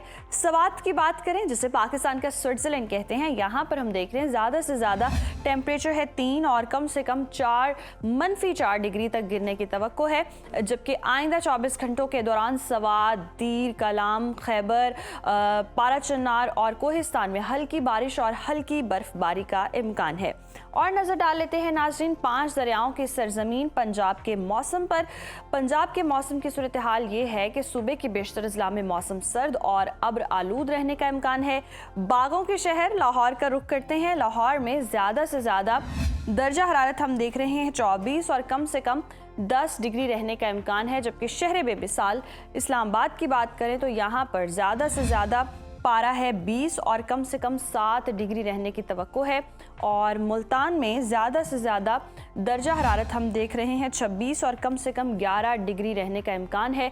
महकमा मौसमियात के मुताबिक आइंदा 24 घंटों के दौरान मरी, गिलियात और गिरदोनवाह में मौसम शदीद सर्द रहने का इम्कान है। और अब बात करेंगे कुदरती ज़खायर से माला माल सूबे बलोचिस्तान की, जहां हम देख रहे हैं सूबे के बेशतर अजला में मौसम सर्द और जुज़वी अब्र आलूद रहेगा। कोयटा का रुख करते हैं। कोयटा में ज़्यादा से ज़्यादा पारा हम देख रहे हैं 15 और कम से कम 0 डिग्री रहने का इम्कान है। आइंदा 24 घंटों के दौरान कोयटा, पशीन, चमन, ज़ियारत, क़िला अब्दुल्ला, क़िला सैफुल्ला और गिरदोनवाह में हल्की बारिश और बर्फबारी का इम्कान है। और आखिर में हमेशा की तरह आपके साथ शेयर करेंगे वादी मेहरान यानी कि सूबा सिंध का मौसम।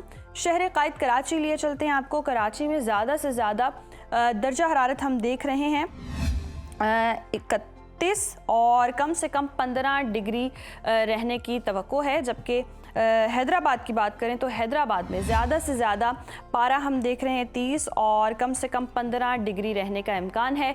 आइंदा 24 घंटों के दौरान सिंध के बेशतर अजला में मतला अब्र आलूद रहने का इम्कान है।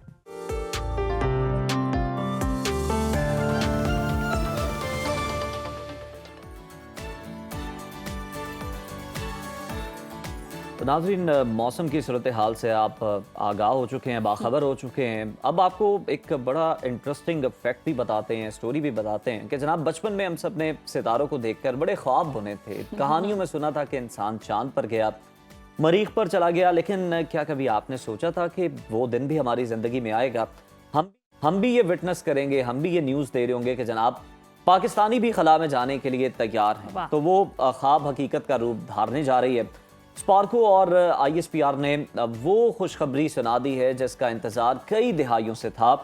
फरवरी 2025 में वज़ीर-ए-आज़म पाकिस्तान शहबाज शरीफ की क़यादत में चीन के साथ होने वाला तारीखी मुआहदा रंग ला रहा है। ज़बरदस्त। और मुझे लगा उज़ैर आप कहने लगे वो वक्त आ गया कि मैं खला में जाने लगा। लेकिन नाज़रीन, चीन ने जो खलाई टेक्नोलॉजी में एक सुपर पावर है, दुनिया भर में से सिर्फ पाकिस्तान को अपना पहला गैर मुल्की शराकतदार मुंतखब किया। और पाकिस्तान से 2 शॉर्ट लिस्टेड उम्मीदवार इस वक्त चाइना एस्ट्रोनॉट सेंटर में तरबियत हासिल करें, जहां उनके जिस्म और दिमाग को खला की जो वज़नी है और सख्तियों के लिए तैयार किया जा रहा है। और इस साल अक्टूबर और नवंबर में हतमी इंतखाब होगा और उनमें से एक पाकिस्तानी खला में हमारे मुल्क की नुमाइंदगी करेगा। और कोई शक नहीं है, ये सिर्फ एक सफ़र नहीं बल्कि पाकिस्तान की नई पहचान होगा। जबरदस्ती। तो हम भी भरपूर इसे सेलिब्रेट करेंगे और अच्छी पॉजिटिव खबर है। पॉजिटिव खबर है। अब एक और भी खबर है, खबर कह लें, ख्वाब कह लें, डरावना ख्वाब कह लें, सब बताऊंगी आपको। ख्वाब का हकीकत से कितना ताल्लुक है? अब ख्वाब देखेंगे तो ही हकीकत में बदल सकेंगे ना। ख्वाबों का आना भी बड़ा ज़रूरी है। ख्वाबों के लिए सोना भी तो ज़रूरी है ना, सोया करें डाउन। ये भी ज़रूरी है। नाज़रीन, हम अक्सर सुनते हैं कि डरावने ख्वाब जो हैं वो देखकर पसीने में आप शराबूर हो जाते हैं। अक्सर सोते सोते आपको परेशानी हो जाती है, थोड़ी देर परेशान होते हैं और फिर ये कहकर भूल जाते हैं कि शायद ज़्यादा सोच लिया था इसलिए ख्वाब आ गया है। अक्सर हम पूरा दिन जो सोच रहे होते हैं वो भी ख्वाब में आ जाता है। तो अब होशियार हो जाएं, क्योंकि साइंस ने एक ऐसी हकीकत से पर्दा उठा दिया जो आपके होश उड़ा देगी। यूरोपीय अकेडमी ऑफ न्यूरोलॉजी की एक हालिया तहकीक के मुताबिक जो लोग हफ्ते में कम अज़ कम एक बार डरावना ख्वाब देखते हैं, उनमें 75 साल की उम्र से पहले मौत का खतरा उन लोगों के मुकाबले में 3 गुना ज़्यादा होता है जो सुकून की नींद सोते हैं। यानी ये ख्वाब सिर्फ वहम नहीं बल्कि आपकी ज़िंदगी कम कर रहे होते हैं। अच्छा, वैसे 75 I think it's fair enough. इससे आगे क्या जाना है, क्या करना, क्या रह क्या जाना है। खैर, चलें, अपनी अपनी तरजीहात हैं। ये रिसर्च जनाब वाकई बिल्कुल आंखें खोल देने वाली है। और माहिरीन ने 19 साल तक हज़ारों अफराद के डेटा का तज्जिया किया और मालूम हुआ कि जो बार बार डरावने ख्वाब देखे जाते हैं उससे जनाब जिस्म में कोर्टिसोल नामी स्ट्रेस हार्मोन की सतह इंक्रीज़ होती है। ये हार्मोन खामोशी से आपके खलियों को बूढ़ा करता है, जिससे आपकी हयातियाती उम्र आपकी असल उम्र से कहीं ज़्यादा हो जाती है। तो अगर आपको भी डरावने ख्वाब आते हैं तो इसे महज बुरा ख्वाब समझकर नज़रअंदाज ना करें। ये आपके जिस्म का एक बड़ा अलार्म हो सकता है। फौरी तौर पर जो भी इसमें आपकी हेल्प कर सकता है, रूहानी नॉलेज है, डॉक्टर है, उससे जरूर कंसल्ट करें। आपको पूरे वीक में कभी आता है कोई डरावना ख्वाब? नहीं, अल्हम्दुलिल्लाह। नहीं, यानी कि हमारी उम्र है वैसे। देखिए खुश रहने वालों की उम्र ज्यादा होती है। ये आप अपना खुद से हिसाब कर लें। आपको अगर डरावना ख्वाब आता है तो आपने कमेंट में बताना है कि हमें आता है, तो फिर ख्याल करें, कोई एहतियात करें, सुकून की नींद सोएं। ख्वाब में एहतियात हो नहीं सकती मां, हम कुछ भी कर रहे हैं। नहीं, ख्वाब आप सुकून की नींद तो सो सकते हैं, नींद पे आपका कंट्रोल है। अगर आप टाइमली सोएंगे तो शायद हो सकता है ख्वाबों पे थोड़ा कंट्रोल आ जाए। बिल्कुल जी, डरावने ख्वाबों पे। हाँ, मेरे साथ ब्रेक ले लें। ब्रेक ही लेना। ब्रेक शामिल करते हैं प्रोग्राम में, देखते रहिए सुनो पाकिस्तान।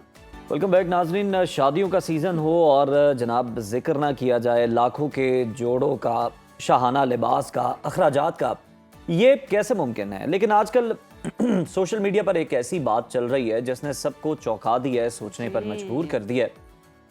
और ये बात किसी आम इंसान ने नहीं बल्कि हाल ही में शादी के बंधन में बनने वाली खूबरू अदाकारा लाइबा खान ने कही है। उन्होंने कहा कि लड़कियां महंगे लहंगों पर पैसे ज़ाया करने की बजाय सोना खरीदें और जोड़ा बेशक आप किराए पे ले लें, थोड़ी देर के लिए आपने पहनना होता है। ये बात सुनकर जहाँ फैशन डिजाइनर्स परेशान है कि जनाब कहीं हमारी दुकानों पे ताले तो नहीं पड़ जाएंगे, शटर तो नहीं डाउन हो जाएंगे, लेकिन ऐसा नहीं है जनाब। बहुत सारे अगर हम देखें आम लोग इसे एक बहुत ही अक्लमंद मशवरा करार दे रहे हैं, जबकि कुछ जो डिजाइनर्स के रिलेटिव हैं वो इसके अगेंस्ट हैं। चलें, अगेंस्ट तो होंगे, वाकई जिनका कारोबार बंद होना हो, खतरा हो, वो तो अगेंस्ट होंगे, लेकिन अक्लमंदी यही है कि आप अपने पैसे बचाएं और बहुत कुछ आप उन पैसों से कर सकते हैं। और लाइबा ने सिर्फ पैसों की बात नहीं की बल्कि उन्होंने एक बहुत गहरी बात भी की है कि शादी महज एक दिन का फंक्शन नहीं है बल्कि एक बहुत बड़ी जिम्मेदारी है जिसके लिए जहनी तौर पर तैयार होना लाजमी है। और क्या हमारी नौजवान नस्ल जो है वो सिर्फ ख्वाबों की शादी के पीछे भाग रही है या फिर फ़ोटो शूट करवाया और दुल्हन बनने का वो जो ख्वाब होता है ना कि बस दुल्हन बन जाऊँ, ये नहीं पता कि दुल्हन बन के आगे कितनी जिम्मेदारी हैं, उस चीज़ को अंडरस्टैंड करना कितना ज़रूरी है। इसी अहम टॉपिक पर आज बात करने के लिए हमारे साथ हमारे गेस्ट भी मौजूद हैं। रिलेशनशिप कोच एजाज बुखारी साहब, बहुत शुक्रिया एजाज साहब आपके वक्त का। और जिस तरह से लाइबा ने कहा है कि जी शादी एक सिर्फ वो आप ये ना समझे कि महज एक फंक्शन है बल्कि पूरी एक आगे जिम्मेदारी होती है, एक जर्नी होती है। ये कितना अंडरस्टैंड करना ज़रूरी है, बजाय कि बस फ़ोटो शूट तक महदूद कर दें या 3-4 दिन बस आपने शादी इंजॉय की और उसके बाद आप कोई जिम्मेदारी ना उठाएं। जी, बहुत अच्छी बात उन्होंने की। और बरस से लोग ये वैसे शादी को सादगी से मनाने का मशवरा तो दे रहे हैं, लेकिन जब एक सेलिब्रिटी कहती है ज़रा उसका इम्पैक्ट एक और होता है। जहाँ तक किराए पे सूट लेने का ताल्लुक है तो देखिए किराए पे गाड़ी भी तो ली जाती है ना, और अक्सर लोग, और यहाँ तक कि हमने देखा है कि जो जिनके घर में मेहरान नहीं है वो उस दिन कोशिश करते हैं कि बड़ी से बड़ी गाड़ी वो गली में भी नहीं जा रही होती और अगले दिन उसी दुल्हन को मोटरसाइकिल पे लेके जाना होता है जी। तो अगर किराए पे, वैसे तो मैंने तो बहुत से लोगों को मशवरा मैंने खुद भी ये दिया, लेकिन ज़ाहिर है हम उसी हद तक दे देते हैं जो हमारे पास आ रहे होते हैं। तो मैं तो कहता हूँ सिर्फ जोड़ा नहीं, किराए पे जो कुछ मुमकिन है किराए पे लिया जा सकता है, वो ले लेना किराए पे कह दीजिएगा बुखारी साहब। मैंने सीखा जो कुछ नहीं शादी हाँ, तो जो कुछ मुमकिन है उसको किराए पे ले लेना चाहिए, क्योंकि उससे आपके पैसे बच जाते हैं। बाकी जहाँ तक ताल्लुक है सोने पे इन्वेस्ट करने का, तो जाहिर है आजकल सोने का भाव बढ़ रहा है बड़ी तेजी से, तो उस सोना या उस प्रॉपर्टी या कोई भी चीज़ अगर आप उसके ऊपर इन्वेस्टमेंट के लिए पैसे अपने बचा लेते हैं, कर लेते हैं, तो उसका फ़ायदा ही है। अभी आप देखिए कि बहुत से लोग जो होते हैं जो ही शादी ख़त्म होती है वहीं से तो ज़िंदगी ने शुरू होना होता है। अब जहाँ ज़िंदगी शुरू होती है वहाँ किस्तें शुरू हो जाती हैं। वहाँ वो आया हुआ जी टेंट वाला, पहले टेंट वाले होते थे ना, कहते टेंट वाला आया हुआ अभी उसके पैसे देने, इतने जग गायब हैं, इतने ग्लास गायब हैं, चम्मच नहीं मिल रहे। और अब जब वहाँ जाते हैं तो वहाँ पर जो साहब खड़े वो 200 बंदों की आपने बुकिंग कराई होती है, उनका बंदा खड़ा होकर कहते हैं 250 बंदा से। वहाँ पर भी आपके ऊपर ज़ाहिर है बहुत ज़्यादा अखराजात होते हैं। तो अब जितना इसको सादा बनाएंगे, ये तो बरस से लोग कह रहे हैं, हम लोग भी कह रहे हैं, उलमा भी फरमा रहे हैं ये बात कि कोशिश करें जितना कम से कम उसके ऊपर आप खर्च करें उतना ज़्यादा ज़ाहिर है उसके वाले से बेहतर होगा। बुखारी साहब कुछ मौक़ों पे तो जनाब एक छोटी गाड़ी आ जाती है, इतने के लहंगे पहने जाते हैं। अब लाइबा को अगर हम देखें तो लोग तनकीद भी बहुत ज़्यादा कर रहे हैं सोशल मीडिया पे कि उतरन पहनोगी आप किसी की, हम क्यों पहने, तुम हमें क्यों तरगीब दे रही हो इस बात की। लेकिन देखा जाए तो टर्म तो इसके लिए डिस्पोजेबल लहंगा ही यूज़ होती है, क्योंकि बाद में आपने जनाब ये संभाल देना है, फिर पता नहीं इसका ये कहाँ गया। चंद घंटों के लिए आपने पहना है बस शूट करवाने के लिए। तो उसने बिल्कुल दुरुस्त बात की है ना। बाकी जहाँ तक है ये उतरन, ये बाकी कहने लगा ये मुआशरा है। देखिए जब हम मुआशरे के लोगों को, जब हमें कोई लोग कहते हैं ना, लाइबा ने भी ये बात ज़ाहिर सवाल से, क्योंकि लोग असल में तो होते हैं लोग क्या कहेंगे। अब एक लड़की जब लिबास वो वाला पहन रही है जो उसने अपनी मर्जी से ज़ौक़ से शौक़ से पहना है, वो चाहे जितने का भी है उससे कोई फ़र्क नहीं पड़ता। लेकिन अगर वो इसलिए पहन रही है कि खाला ने कहा था, फुप्पो ने कहा था, ये मेरी फ़लाँ सहेली क्या कहेगी, जब वो दिखावे के लिए पहन रही है तो वो ज़ाहिर इंतहाई गैर मुनासिब फ़ेल है। और हमारे यहाँ ज़्यादातर मामला तो दिखावे के साथ जुड़े हुए हैं। जब आप दिखावे के लिए कोई भी अमल करते हैं, मैं तो अक्सर लोगों से कहता हूँ, जब कोई आपसे कहता है कि यार ये ठीक नहीं लग रहा, या ये आपने ऐसे किराए पे क्यों ले लिया या वो क्यों कर लिया, तो उन्हें कहें कि क्या हमारे बिल भरेंगे आप? जी। आप जिसकी राय खरीद रहे हो क्या वो आपके बिल भर देता है? कभी नहीं भरता। क्या वो आपके दुख सुख में उस तरह से आपका साथी बनता है? नहीं बनता। तो फिर उसकी राय को आप इतना मुकद्दम क्यों समझ लेते हैं कि आप अपने आप को मुश्किल में डाल लें?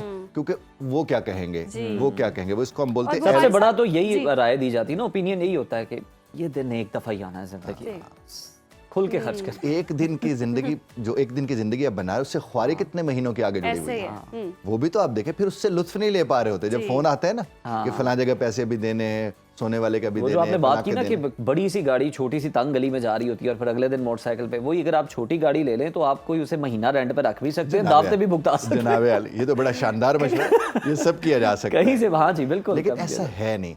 और देखिए इम्पैक्ट होता है जब ये बड़े लोग बैठ के इस तरह की बातें करते हैं, उनका इम्पैक्ट होता है। और हमारे जितने भी लोग नौजवान इस वक्त बैठे सुन रहे हैं, उनको ये देखना चाहिए कि ये फैसला उनका है, ये खाला फुप्पो चाची मासी का नहीं है जी। उसने लहंगा कौन सा पहनना है, उसने अपनी ज़िंदगी को किस तरह बेहतर बनाने, उस खातून का फैसला है, ये उस साहब का फैसला है। और इन दोनों का प्रॉब्लम ये है कि कहा तो जाते हैं कि जज्बाती तौर पर ये तैयार हों तो शादी होनी चाहिए, लेकिन होता यह है कि जज्बाती तौर पर तैयार करने की मशक तो कहीं है ही नहीं, प्रैक्टिस कहीं नहीं हो रही, कहीं उसकी तरबियत नहीं हो रही। उनके सामने अम्मा बाबू हैं जो हर दूसरे दिन लड़ रहे होते हैं, दिन में 4 दफ़ा लड़ पड़ते हैं। जब वो चीज़ है, मैंने इसके ऊपर एक बात की थी कि दिल से उतरने और दिल में उतरने का सिलसिला सारा दिन जारी रहता है। हमारे इर्द बहुत से ऐसे रिश्ते होते हैं जो कभी दिल पे उतर रहे होते हैं, कभी दिल से उतर रहे होते हैं। इस तरह शादी के बाद भी जो वक्त होता है वो दिल में उतरने के वक्त, दिल से उतरने के वक्त में बदल जाता है। बुखारी साहब, आप ना मश्क की बात करें और जिस तरह हम सोशल मीडिया पे देखें और रेंट के अगर हम लहंगों की बात करें तो ज्यादा इंस्पायर हम हो रहे हैं सोशल मीडिया इन्फ्लुएंसर से।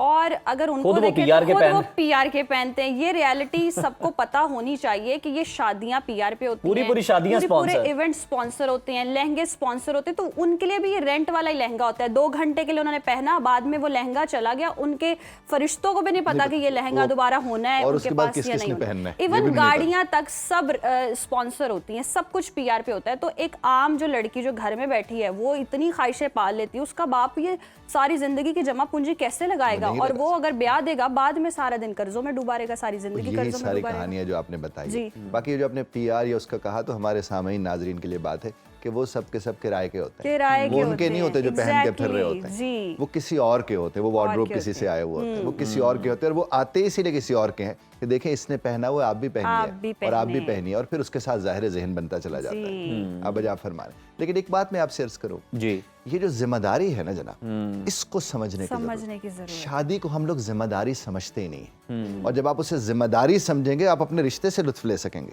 अगर आप उसे जिम्मेदारी नहीं समझेंगे और सिर्फ एक सिलसिला समझेंगे खुशी का, और वो खुशी भी दूसरों के लिए, अक्सर आपने देखा कपड़े पहनने के बाद कहते हैं उसको देखो मुंह, यानी जिसके सड़ रहे होते हैं ना, जो हसद कर रहे होते हैं, उनका बार बार जिक्र भी हो रहा होता है, और अम्मा खाला अंडे लेके घूम रही होती है, ऊपर से घुमा दो, ये कर दो, वो कर, इसको नजर लग जाएगी, ये हो जाएगा। वो जिस तरह देख रही थी ना, मैं देख रही थी कि वो किस तरह से देख रही थी। तो जब आप मुआशरे को इस तरह इन्वॉल्व कर लेंगे तो उसके नताइज फिर वही निकल कर आएंगे जिस तरह आप फरमा। तो बुखारी साहब, अगर लड़का या लड़की शादी के लिए भी मेंटली रेडी नहीं है, प्रिपेयर नहीं है, मगर उम्र या फिर ख़ानदान के दबाव में आकर कोई हाँ कर देता है, एग्री कर जाता है, तो आपने ऐसी शादियों का अंजाम अमूमन क्या देखा है? देखिए, अंजाम तो ज़ाहिर बेहतर नहीं होता, लेकिन ये जो आपने सवाल किया ना, शादी के लिए मेंटली रेडी होना, मैं आपको एक बात अर्ज़ करूँ, जब आप बायोलॉजिकली शादी के लिए रेडी हो जाते हैं तो मेंटली आप रेडी होते हैं।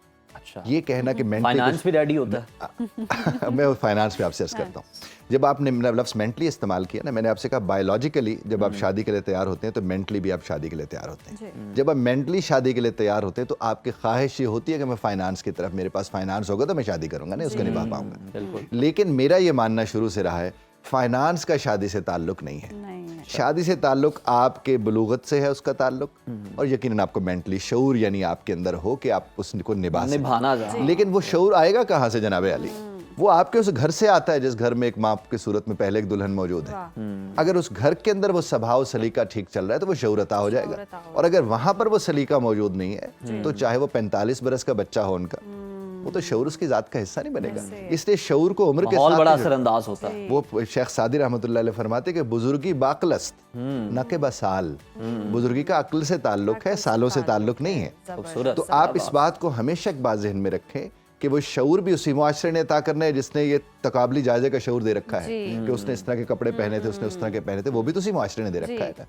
तो उसी मुआशरे ने ये सब कुछ जब दे रखा है तो वालिदैन जो हैं वो अपना किरदार अदा कर सकते हैं। बुखारी साहब, ये सारी चीज़ें मिलकर भी ना करोड़ों लगा लें, अरबों लगा लें, ये गारंटी नहीं दे सकते कि आपकी शादी कामयाब होगी या नहीं होगी। और मैंने कुछ ऐसी भी, खुदा ना खास्ता, ऐसी शादियां भी देखी, अल्लाह माफ़ करे, जो शादियां हुई करोड़ों अरबों की शादियां हुई और महीना भी नहीं चली लड़की वापस आ गई। तो ये कोई गारंटी नहीं आपकी खुशहाली की। और इसके साथ साथ एक और बड़ी तनकीद का निशाना बनाया जा रहा है, लाइबा खान के जो शौहर हैं उन पर बहुत तनकीद की जा रही। बड़ी उम्र का आदमी, ये क्या कर लिया, ऐसी उम्मीद नहीं थी, मतलब हम नहीं थे क्या, हम नजर नहीं आए, दिल टूटे हैं ना, दिल टूटे हैं। लड़के को बहुत तनकीद की जा रही है, ऐसा क्यों होता है? ये मुआशरे में क्यों रवैया है? हमने माजी में देखा है कि दोस्त की बेटी से भी शादी हुई है लोगों की, यानी दोस्त की बेटी से।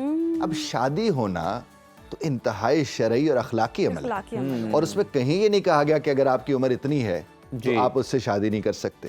दूसरा, जब दो लोग रिश्ते में बंध रहे हैं, अगर वो दो खुश हैं तो किसी और के ना खुश होने से फर्क नहीं पड़ना चाहिए उन दो को। कमेंट्स तो साहब आते हैं, कहाँ नहीं आते हैं। आप आला से आला अमल कर ले, गुफ्तगू कर ले, जिसने उसको नेगेटिवली लेना है उसने लेना है। शादी का इस चीज से बिल्कुल ताल्लुक नहीं। मैंने अर्ज किया कि शादी का सिर्फ बुलूगत से ताल्लुक है, और जब लाइबा को मसला नहीं है तो बाकी किसी को मसला क्यों है? होना भी नहीं चाहिए। अच्छा बुखारी साहब, एक और इल्लत ये कि जिनके पास तो बेतहाशा है, उन्होंने तो इस तरह का काम करते रहना, नमूदो नुमाइश, उन्होंने ढेर सारे फंक्शंस करने हैं। मतलब आप तो नाम भी नहीं ले सकते जितने फंक्शंस होने हैं। ढोल की, फर्स्ट ढोल की, सेकंड ढोल की, फाइनल ढोल की, फिनाले, वो 12-15 दिन उनके फंक्शन चलने हैं सीरीज में। तो उन्होंने तो फंक्शन करने हैं, लेकिन वो जो लोग जो बैठे हुए हैं, जो इस्तिताअत नहीं रखते, और वो बच्चियां भी, लड़कियां भी, जो उन्हें देखकर बहुत ज़्यादा फैंटसाइज कर रही हैं, और वो भी सोच रही हैं कि वो भी इसी तरह से करेंगी, हालांकि जेब इजाज़त नहीं देती उनके वालिद की या उनके भाइयों की, तो वो किस तरह से बच सकती हैं? वो ज़हनी तौर पर जनाब किस तरह से अपने आप को तैयार कर सकती हैं कि वो ये असरात अपनी ज़िंदगी में ना लेके आएँ और ये फैंटसाइज ना करें कि हमने भी यूं ही करा? देखिए, मैं आपसे एक बात अर्ज करूँ, जो लोग कर रहे हैं वो देख दिखावे के लिए कर रहे हैं, इसके अलावा तो और कोई दूसरी राय है जी। आप देखें ना, जब आप इतने बड़े फंक्शंस कर रहे हैं तो किसके लिए कर रहे हैं? कि फलां के सड़ेगा, फलां के सड़ेगा, फलां के सड़ेगा।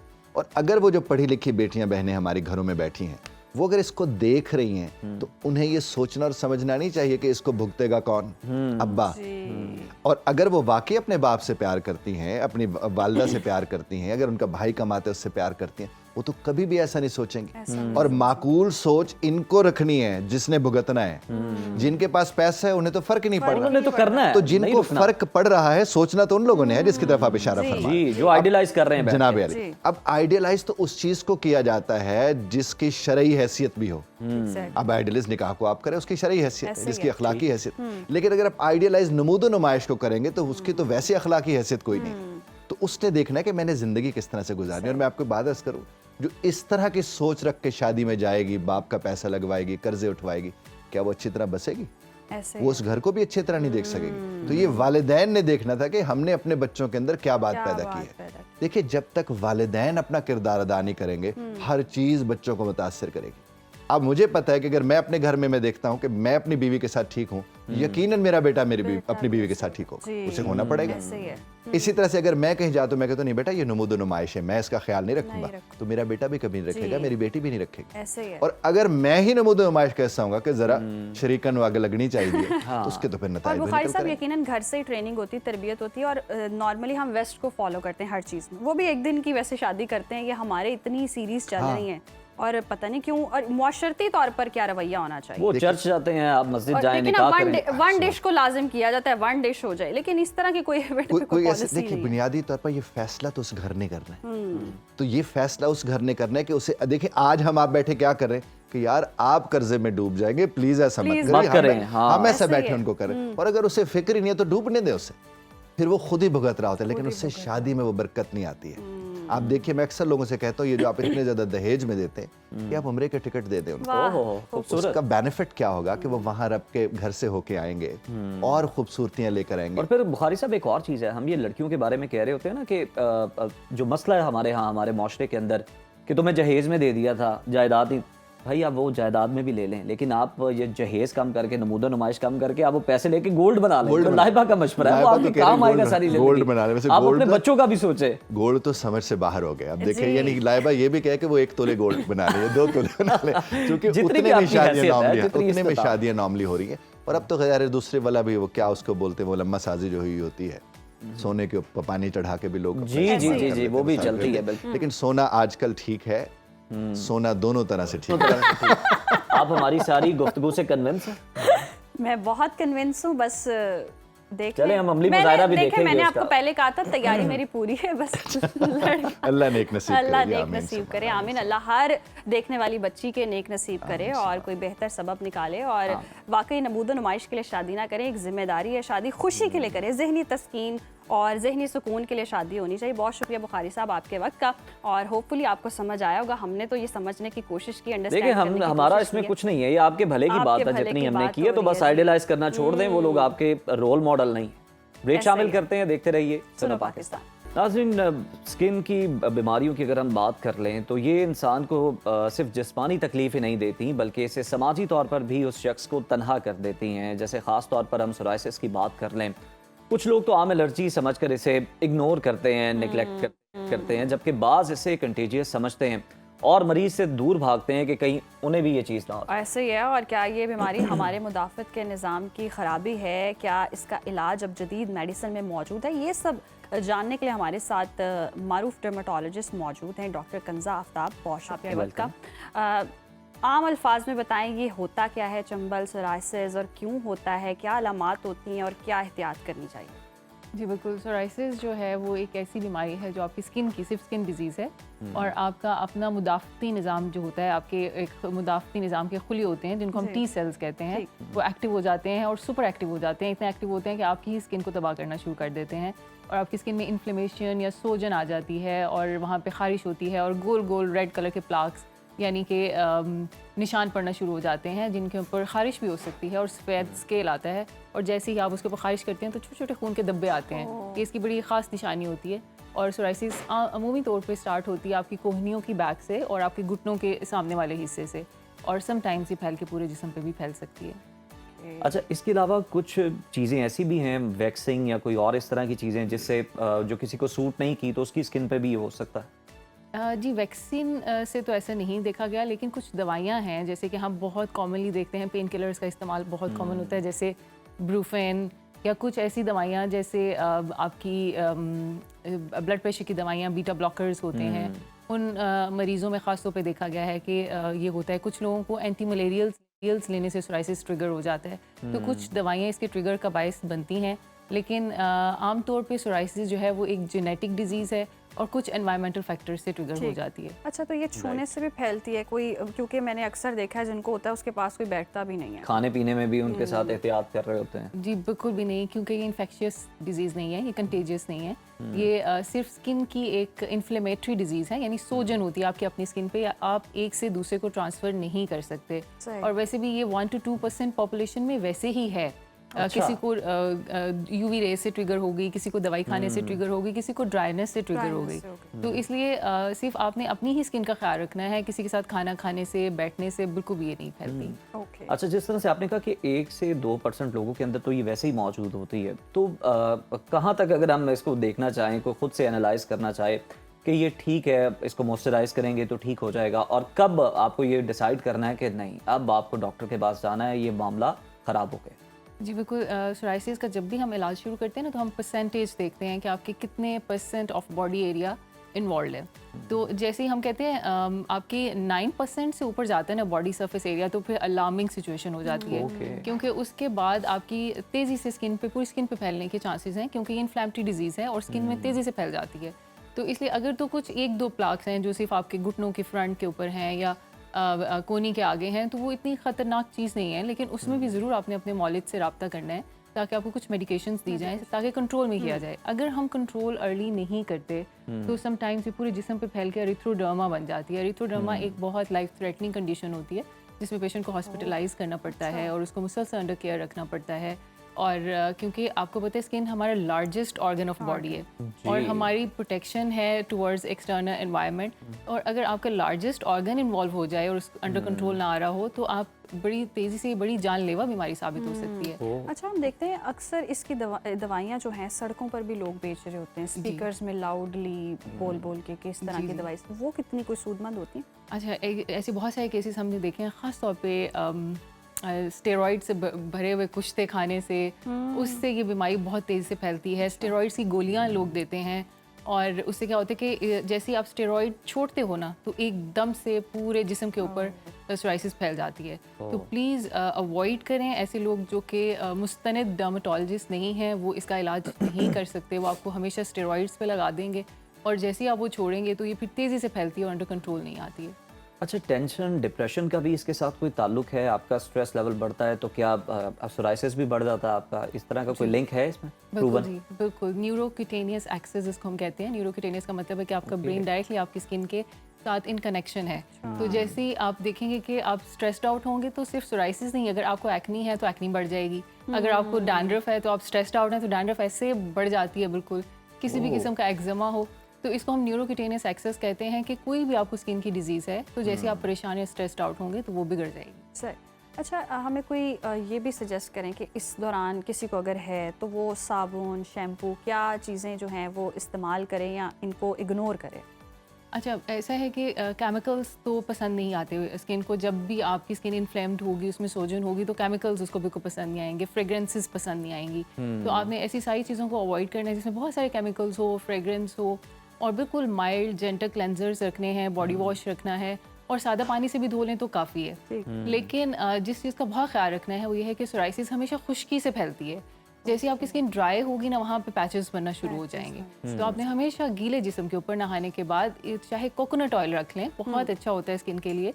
जब आप डैम्प स्किन के ऊपर कोकोनट ऑयल लगाते हैं तो वो इवनली मॉइस्चराइज कर देता है सारी स्किन को, तो उससे आपकी सोराइसिस काफ़ी हद तक या तो आने से ही बची रहेगी और अगर आई भी है तो उसकी सेवेरिटी कम होती जाएगी। अच्छा, इसका अभी जदीद तरीका इलाज क्या है? एक तो जो पिछली हमारी बात चल रही थी उसमें लोग सर्दियों के अंदर ख़ास तौर पे ये डिबेट हो रही होती है कि अगर किसी को सोराइसिस है तो वो जनाब गर्म पानी से ना नहाए, ठंडे पानी से नहाए। इसका भी अमल दखल होता है? इससे भी ट्रिगर होती है? जी, एक्सट्रीम ऑफ टेम्परेचर्स जो है वो स्किन को डैमेज करते हैं। हमारी स्किन का टेम्परेचर 37 डिग्री सेल्सियस के अराउंड होता है, तो अगर आप उससे बहुत ऊपर या उससे बहुत नीचे भी जाएंगे तो दोनों सूरतों में आपकी सोराइसिस ट्रिगर हो सकती है, एक्सेसिव ड्राइनेस हो सकती है और उससे ट्रिगर हो सकता है। तो नॉर्मल टेम्परेचर्स को हम अच्छा मानते हैं जो कि बॉडी के ऊपर हार्श ना हो, तो वो ठीक रहता है। अच्छा, तो इसका कोई मुस्तकिल हल भी है? ये मुकम्मल तौर पर ख़त्म हो सकती है? जी, इसका आज तक क्योर तो नहीं है, ये क्योरेबल डिजीज़ नहीं है, लेकिन इसके ट्रीटमेंट्स हैं। ट्रीटमेंट्स का मतलब है कि आप अंडर कंट्रोल रख सकते हैं। जैसे डायबिटीज़ होती है या हाइपरटेंशन होती है तो आपको दवाइयाँ खानी पड़ती हैं, लगानी पड़ती हैं, लेकिन इसकी अच्छी बात ये होती है कि ये अंडर कंट्रोल आ जाती है और कुछ अरसे के लिए बिल्कुल गायब हो जाती है। अगर आप अच्छा केयर करते हैं अपनी स्किन का, मुकम्मल इलाज करते हैं तो कुछ 1-2 साल आपके फ्री ऑफ डिजीज़ भी गुजर जाते हैं। तो इसमें बहुत सारे लेटेस्ट ट्रीटमेंट्स भी अब जैसे बायोलॉजिक्स आ चुके हैं। आपने लेटेस्ट ट्रीटमेंट्स की बात की, तो बायोलॉजिक्स एक ऐसे ट्रीटमेंट्स हैं कि उससे आप बहुत लंबे अरसे तक रिमिशन में रह सकते हैं। मतलब ये है कि अगर आप उसका कुछ महीनों का कोर्स करेंगे तो 2-3 साल या शायद 5 साल आप बीमारी से आज़ाद रहेंगे। मेडिसिन कोर्स है ये कुछ इंजेक्टेबल होते हैं, वो लगाने होते हैं। राइट जी। अच्छा, ये बताइए कि फिर सोराइसिस में कोई डाइट में भी आपको ख्याल रखना पड़ता है, कोई स्पेसिफिक? बिल्कुल बिल्कुल, डाइट का बहुत गहरा ताल्लुक है, ख़ास तौर पे फाइन कार्ब्स। फाइन कार्ब्स हम कहते हैं वीट और बेकरी आइटम्स और चीनी से बनी हुई सारी चीज़ें, इनसे बहुत ज़्यादा ट्रिगर हो जाती है। समटाइम्स ये रेड मीट खाने से, यानी कि बड़ा गोश्त खाने से ट्रिगर हो जाती है। गार्लिक, लहसुन का इसमें बड़ा रोल है। कुछ लोग जैसे ही लहसुन खाते हैं तो उससे ये 2-3 मेजर फूड ग्रुप्स हैं जिनको आपने अवॉइड करना होता है और ज़रूरी नहीं ये हर एक के लिए ही ट्रिगर हो। कुछ लोगों का ये ट्रिगर होता है और कुछ लोगों के लिए ये ट्रिगर नहीं होते। अच्छा, कोई इन्वायरमेंटल फैक्टर भी होते हैं कि कोई मौसम की तब्दीली आई है तो भी किसी को हो गया, जेनेटिकली तो चलें आपने बताया, और अगर इस तरह हो जाए घर में किसी को हो तो ये घरेलू टोटकों से हल हो सकता है? घरेलू टोटकों में सिवाय मॉइस्चराइजर के आप देसी घी लगा लें, आप कोकोनट ऑयल लगा लें, मतलब मॉइस्चराइज रखना है अपनी स्किन को। जिसको भी सोराइसिस है उसको ये बात जाननी चाहिए कि अब जैसे कुछ लोगों की विंटर्स में बहुत ट्रिगर हो जाती है और कुछ लोगों की यूवी रेज से ट्रिगर होती है, तो हर एक का ट्रिगर डिफरेंट है। यू हैव टू फाइंड कि मेरा ट्रिगर क्या है। अगर आपकी गर्मी से, पसीने से वर्ष हो रही होती है तो फिर आपको ऐसी कूलिंग एजेंट्स चाहिए होते हैं। मतलब आपने गर्मियों में ज़्यादा यूवी एक्सपोजर या बाहर का धूप का, गर्मी का एक्सपोजर नहीं होना चाहिए। जिनकी सर्दियों में ट्रिगर होती है विंटर्स के साथ, ड्राइनेस के साथ, उनको सिर्फ एक कोकोनट ऑयल वाला एक मशवरा अगर वो मान लें तो वो काफ़ी हद तक सेटल रहते हैं। अच्छा, कोकोनट ऑयल लगाने में तो चलें ठीक है, लेकिन हम बहुत सारे डॉक्टर्स हैं, एक्सपर्ट्स हैं, वो ये कहते हैं कि आपका अंदर, आपकी बॉडी के अंदर अगर ड्राइनेस है तो वो फिर बाहर भी आपके शो होगी। तो कोई डाइट भी ऐसी है कि वो ली जाए तो उससे भी सोराइसिस जो है वो कम हो सके? जी, ये बड़ी सादा ज़ुबान में ये बात मेरे ख्याल में की गई है। इसको इन्फ्लेमेशन कहना चाहिए, बॉडी की सोजन कहना चाहिए। ड्राइनेस का लफ्ज़ मेरे ख्याल में ज़्यादा ठीक नहीं होगा। ये बॉडी की एक सोजन है और बॉडी की नहीं है, ये स्किन की इन्फ्लेमेशन है।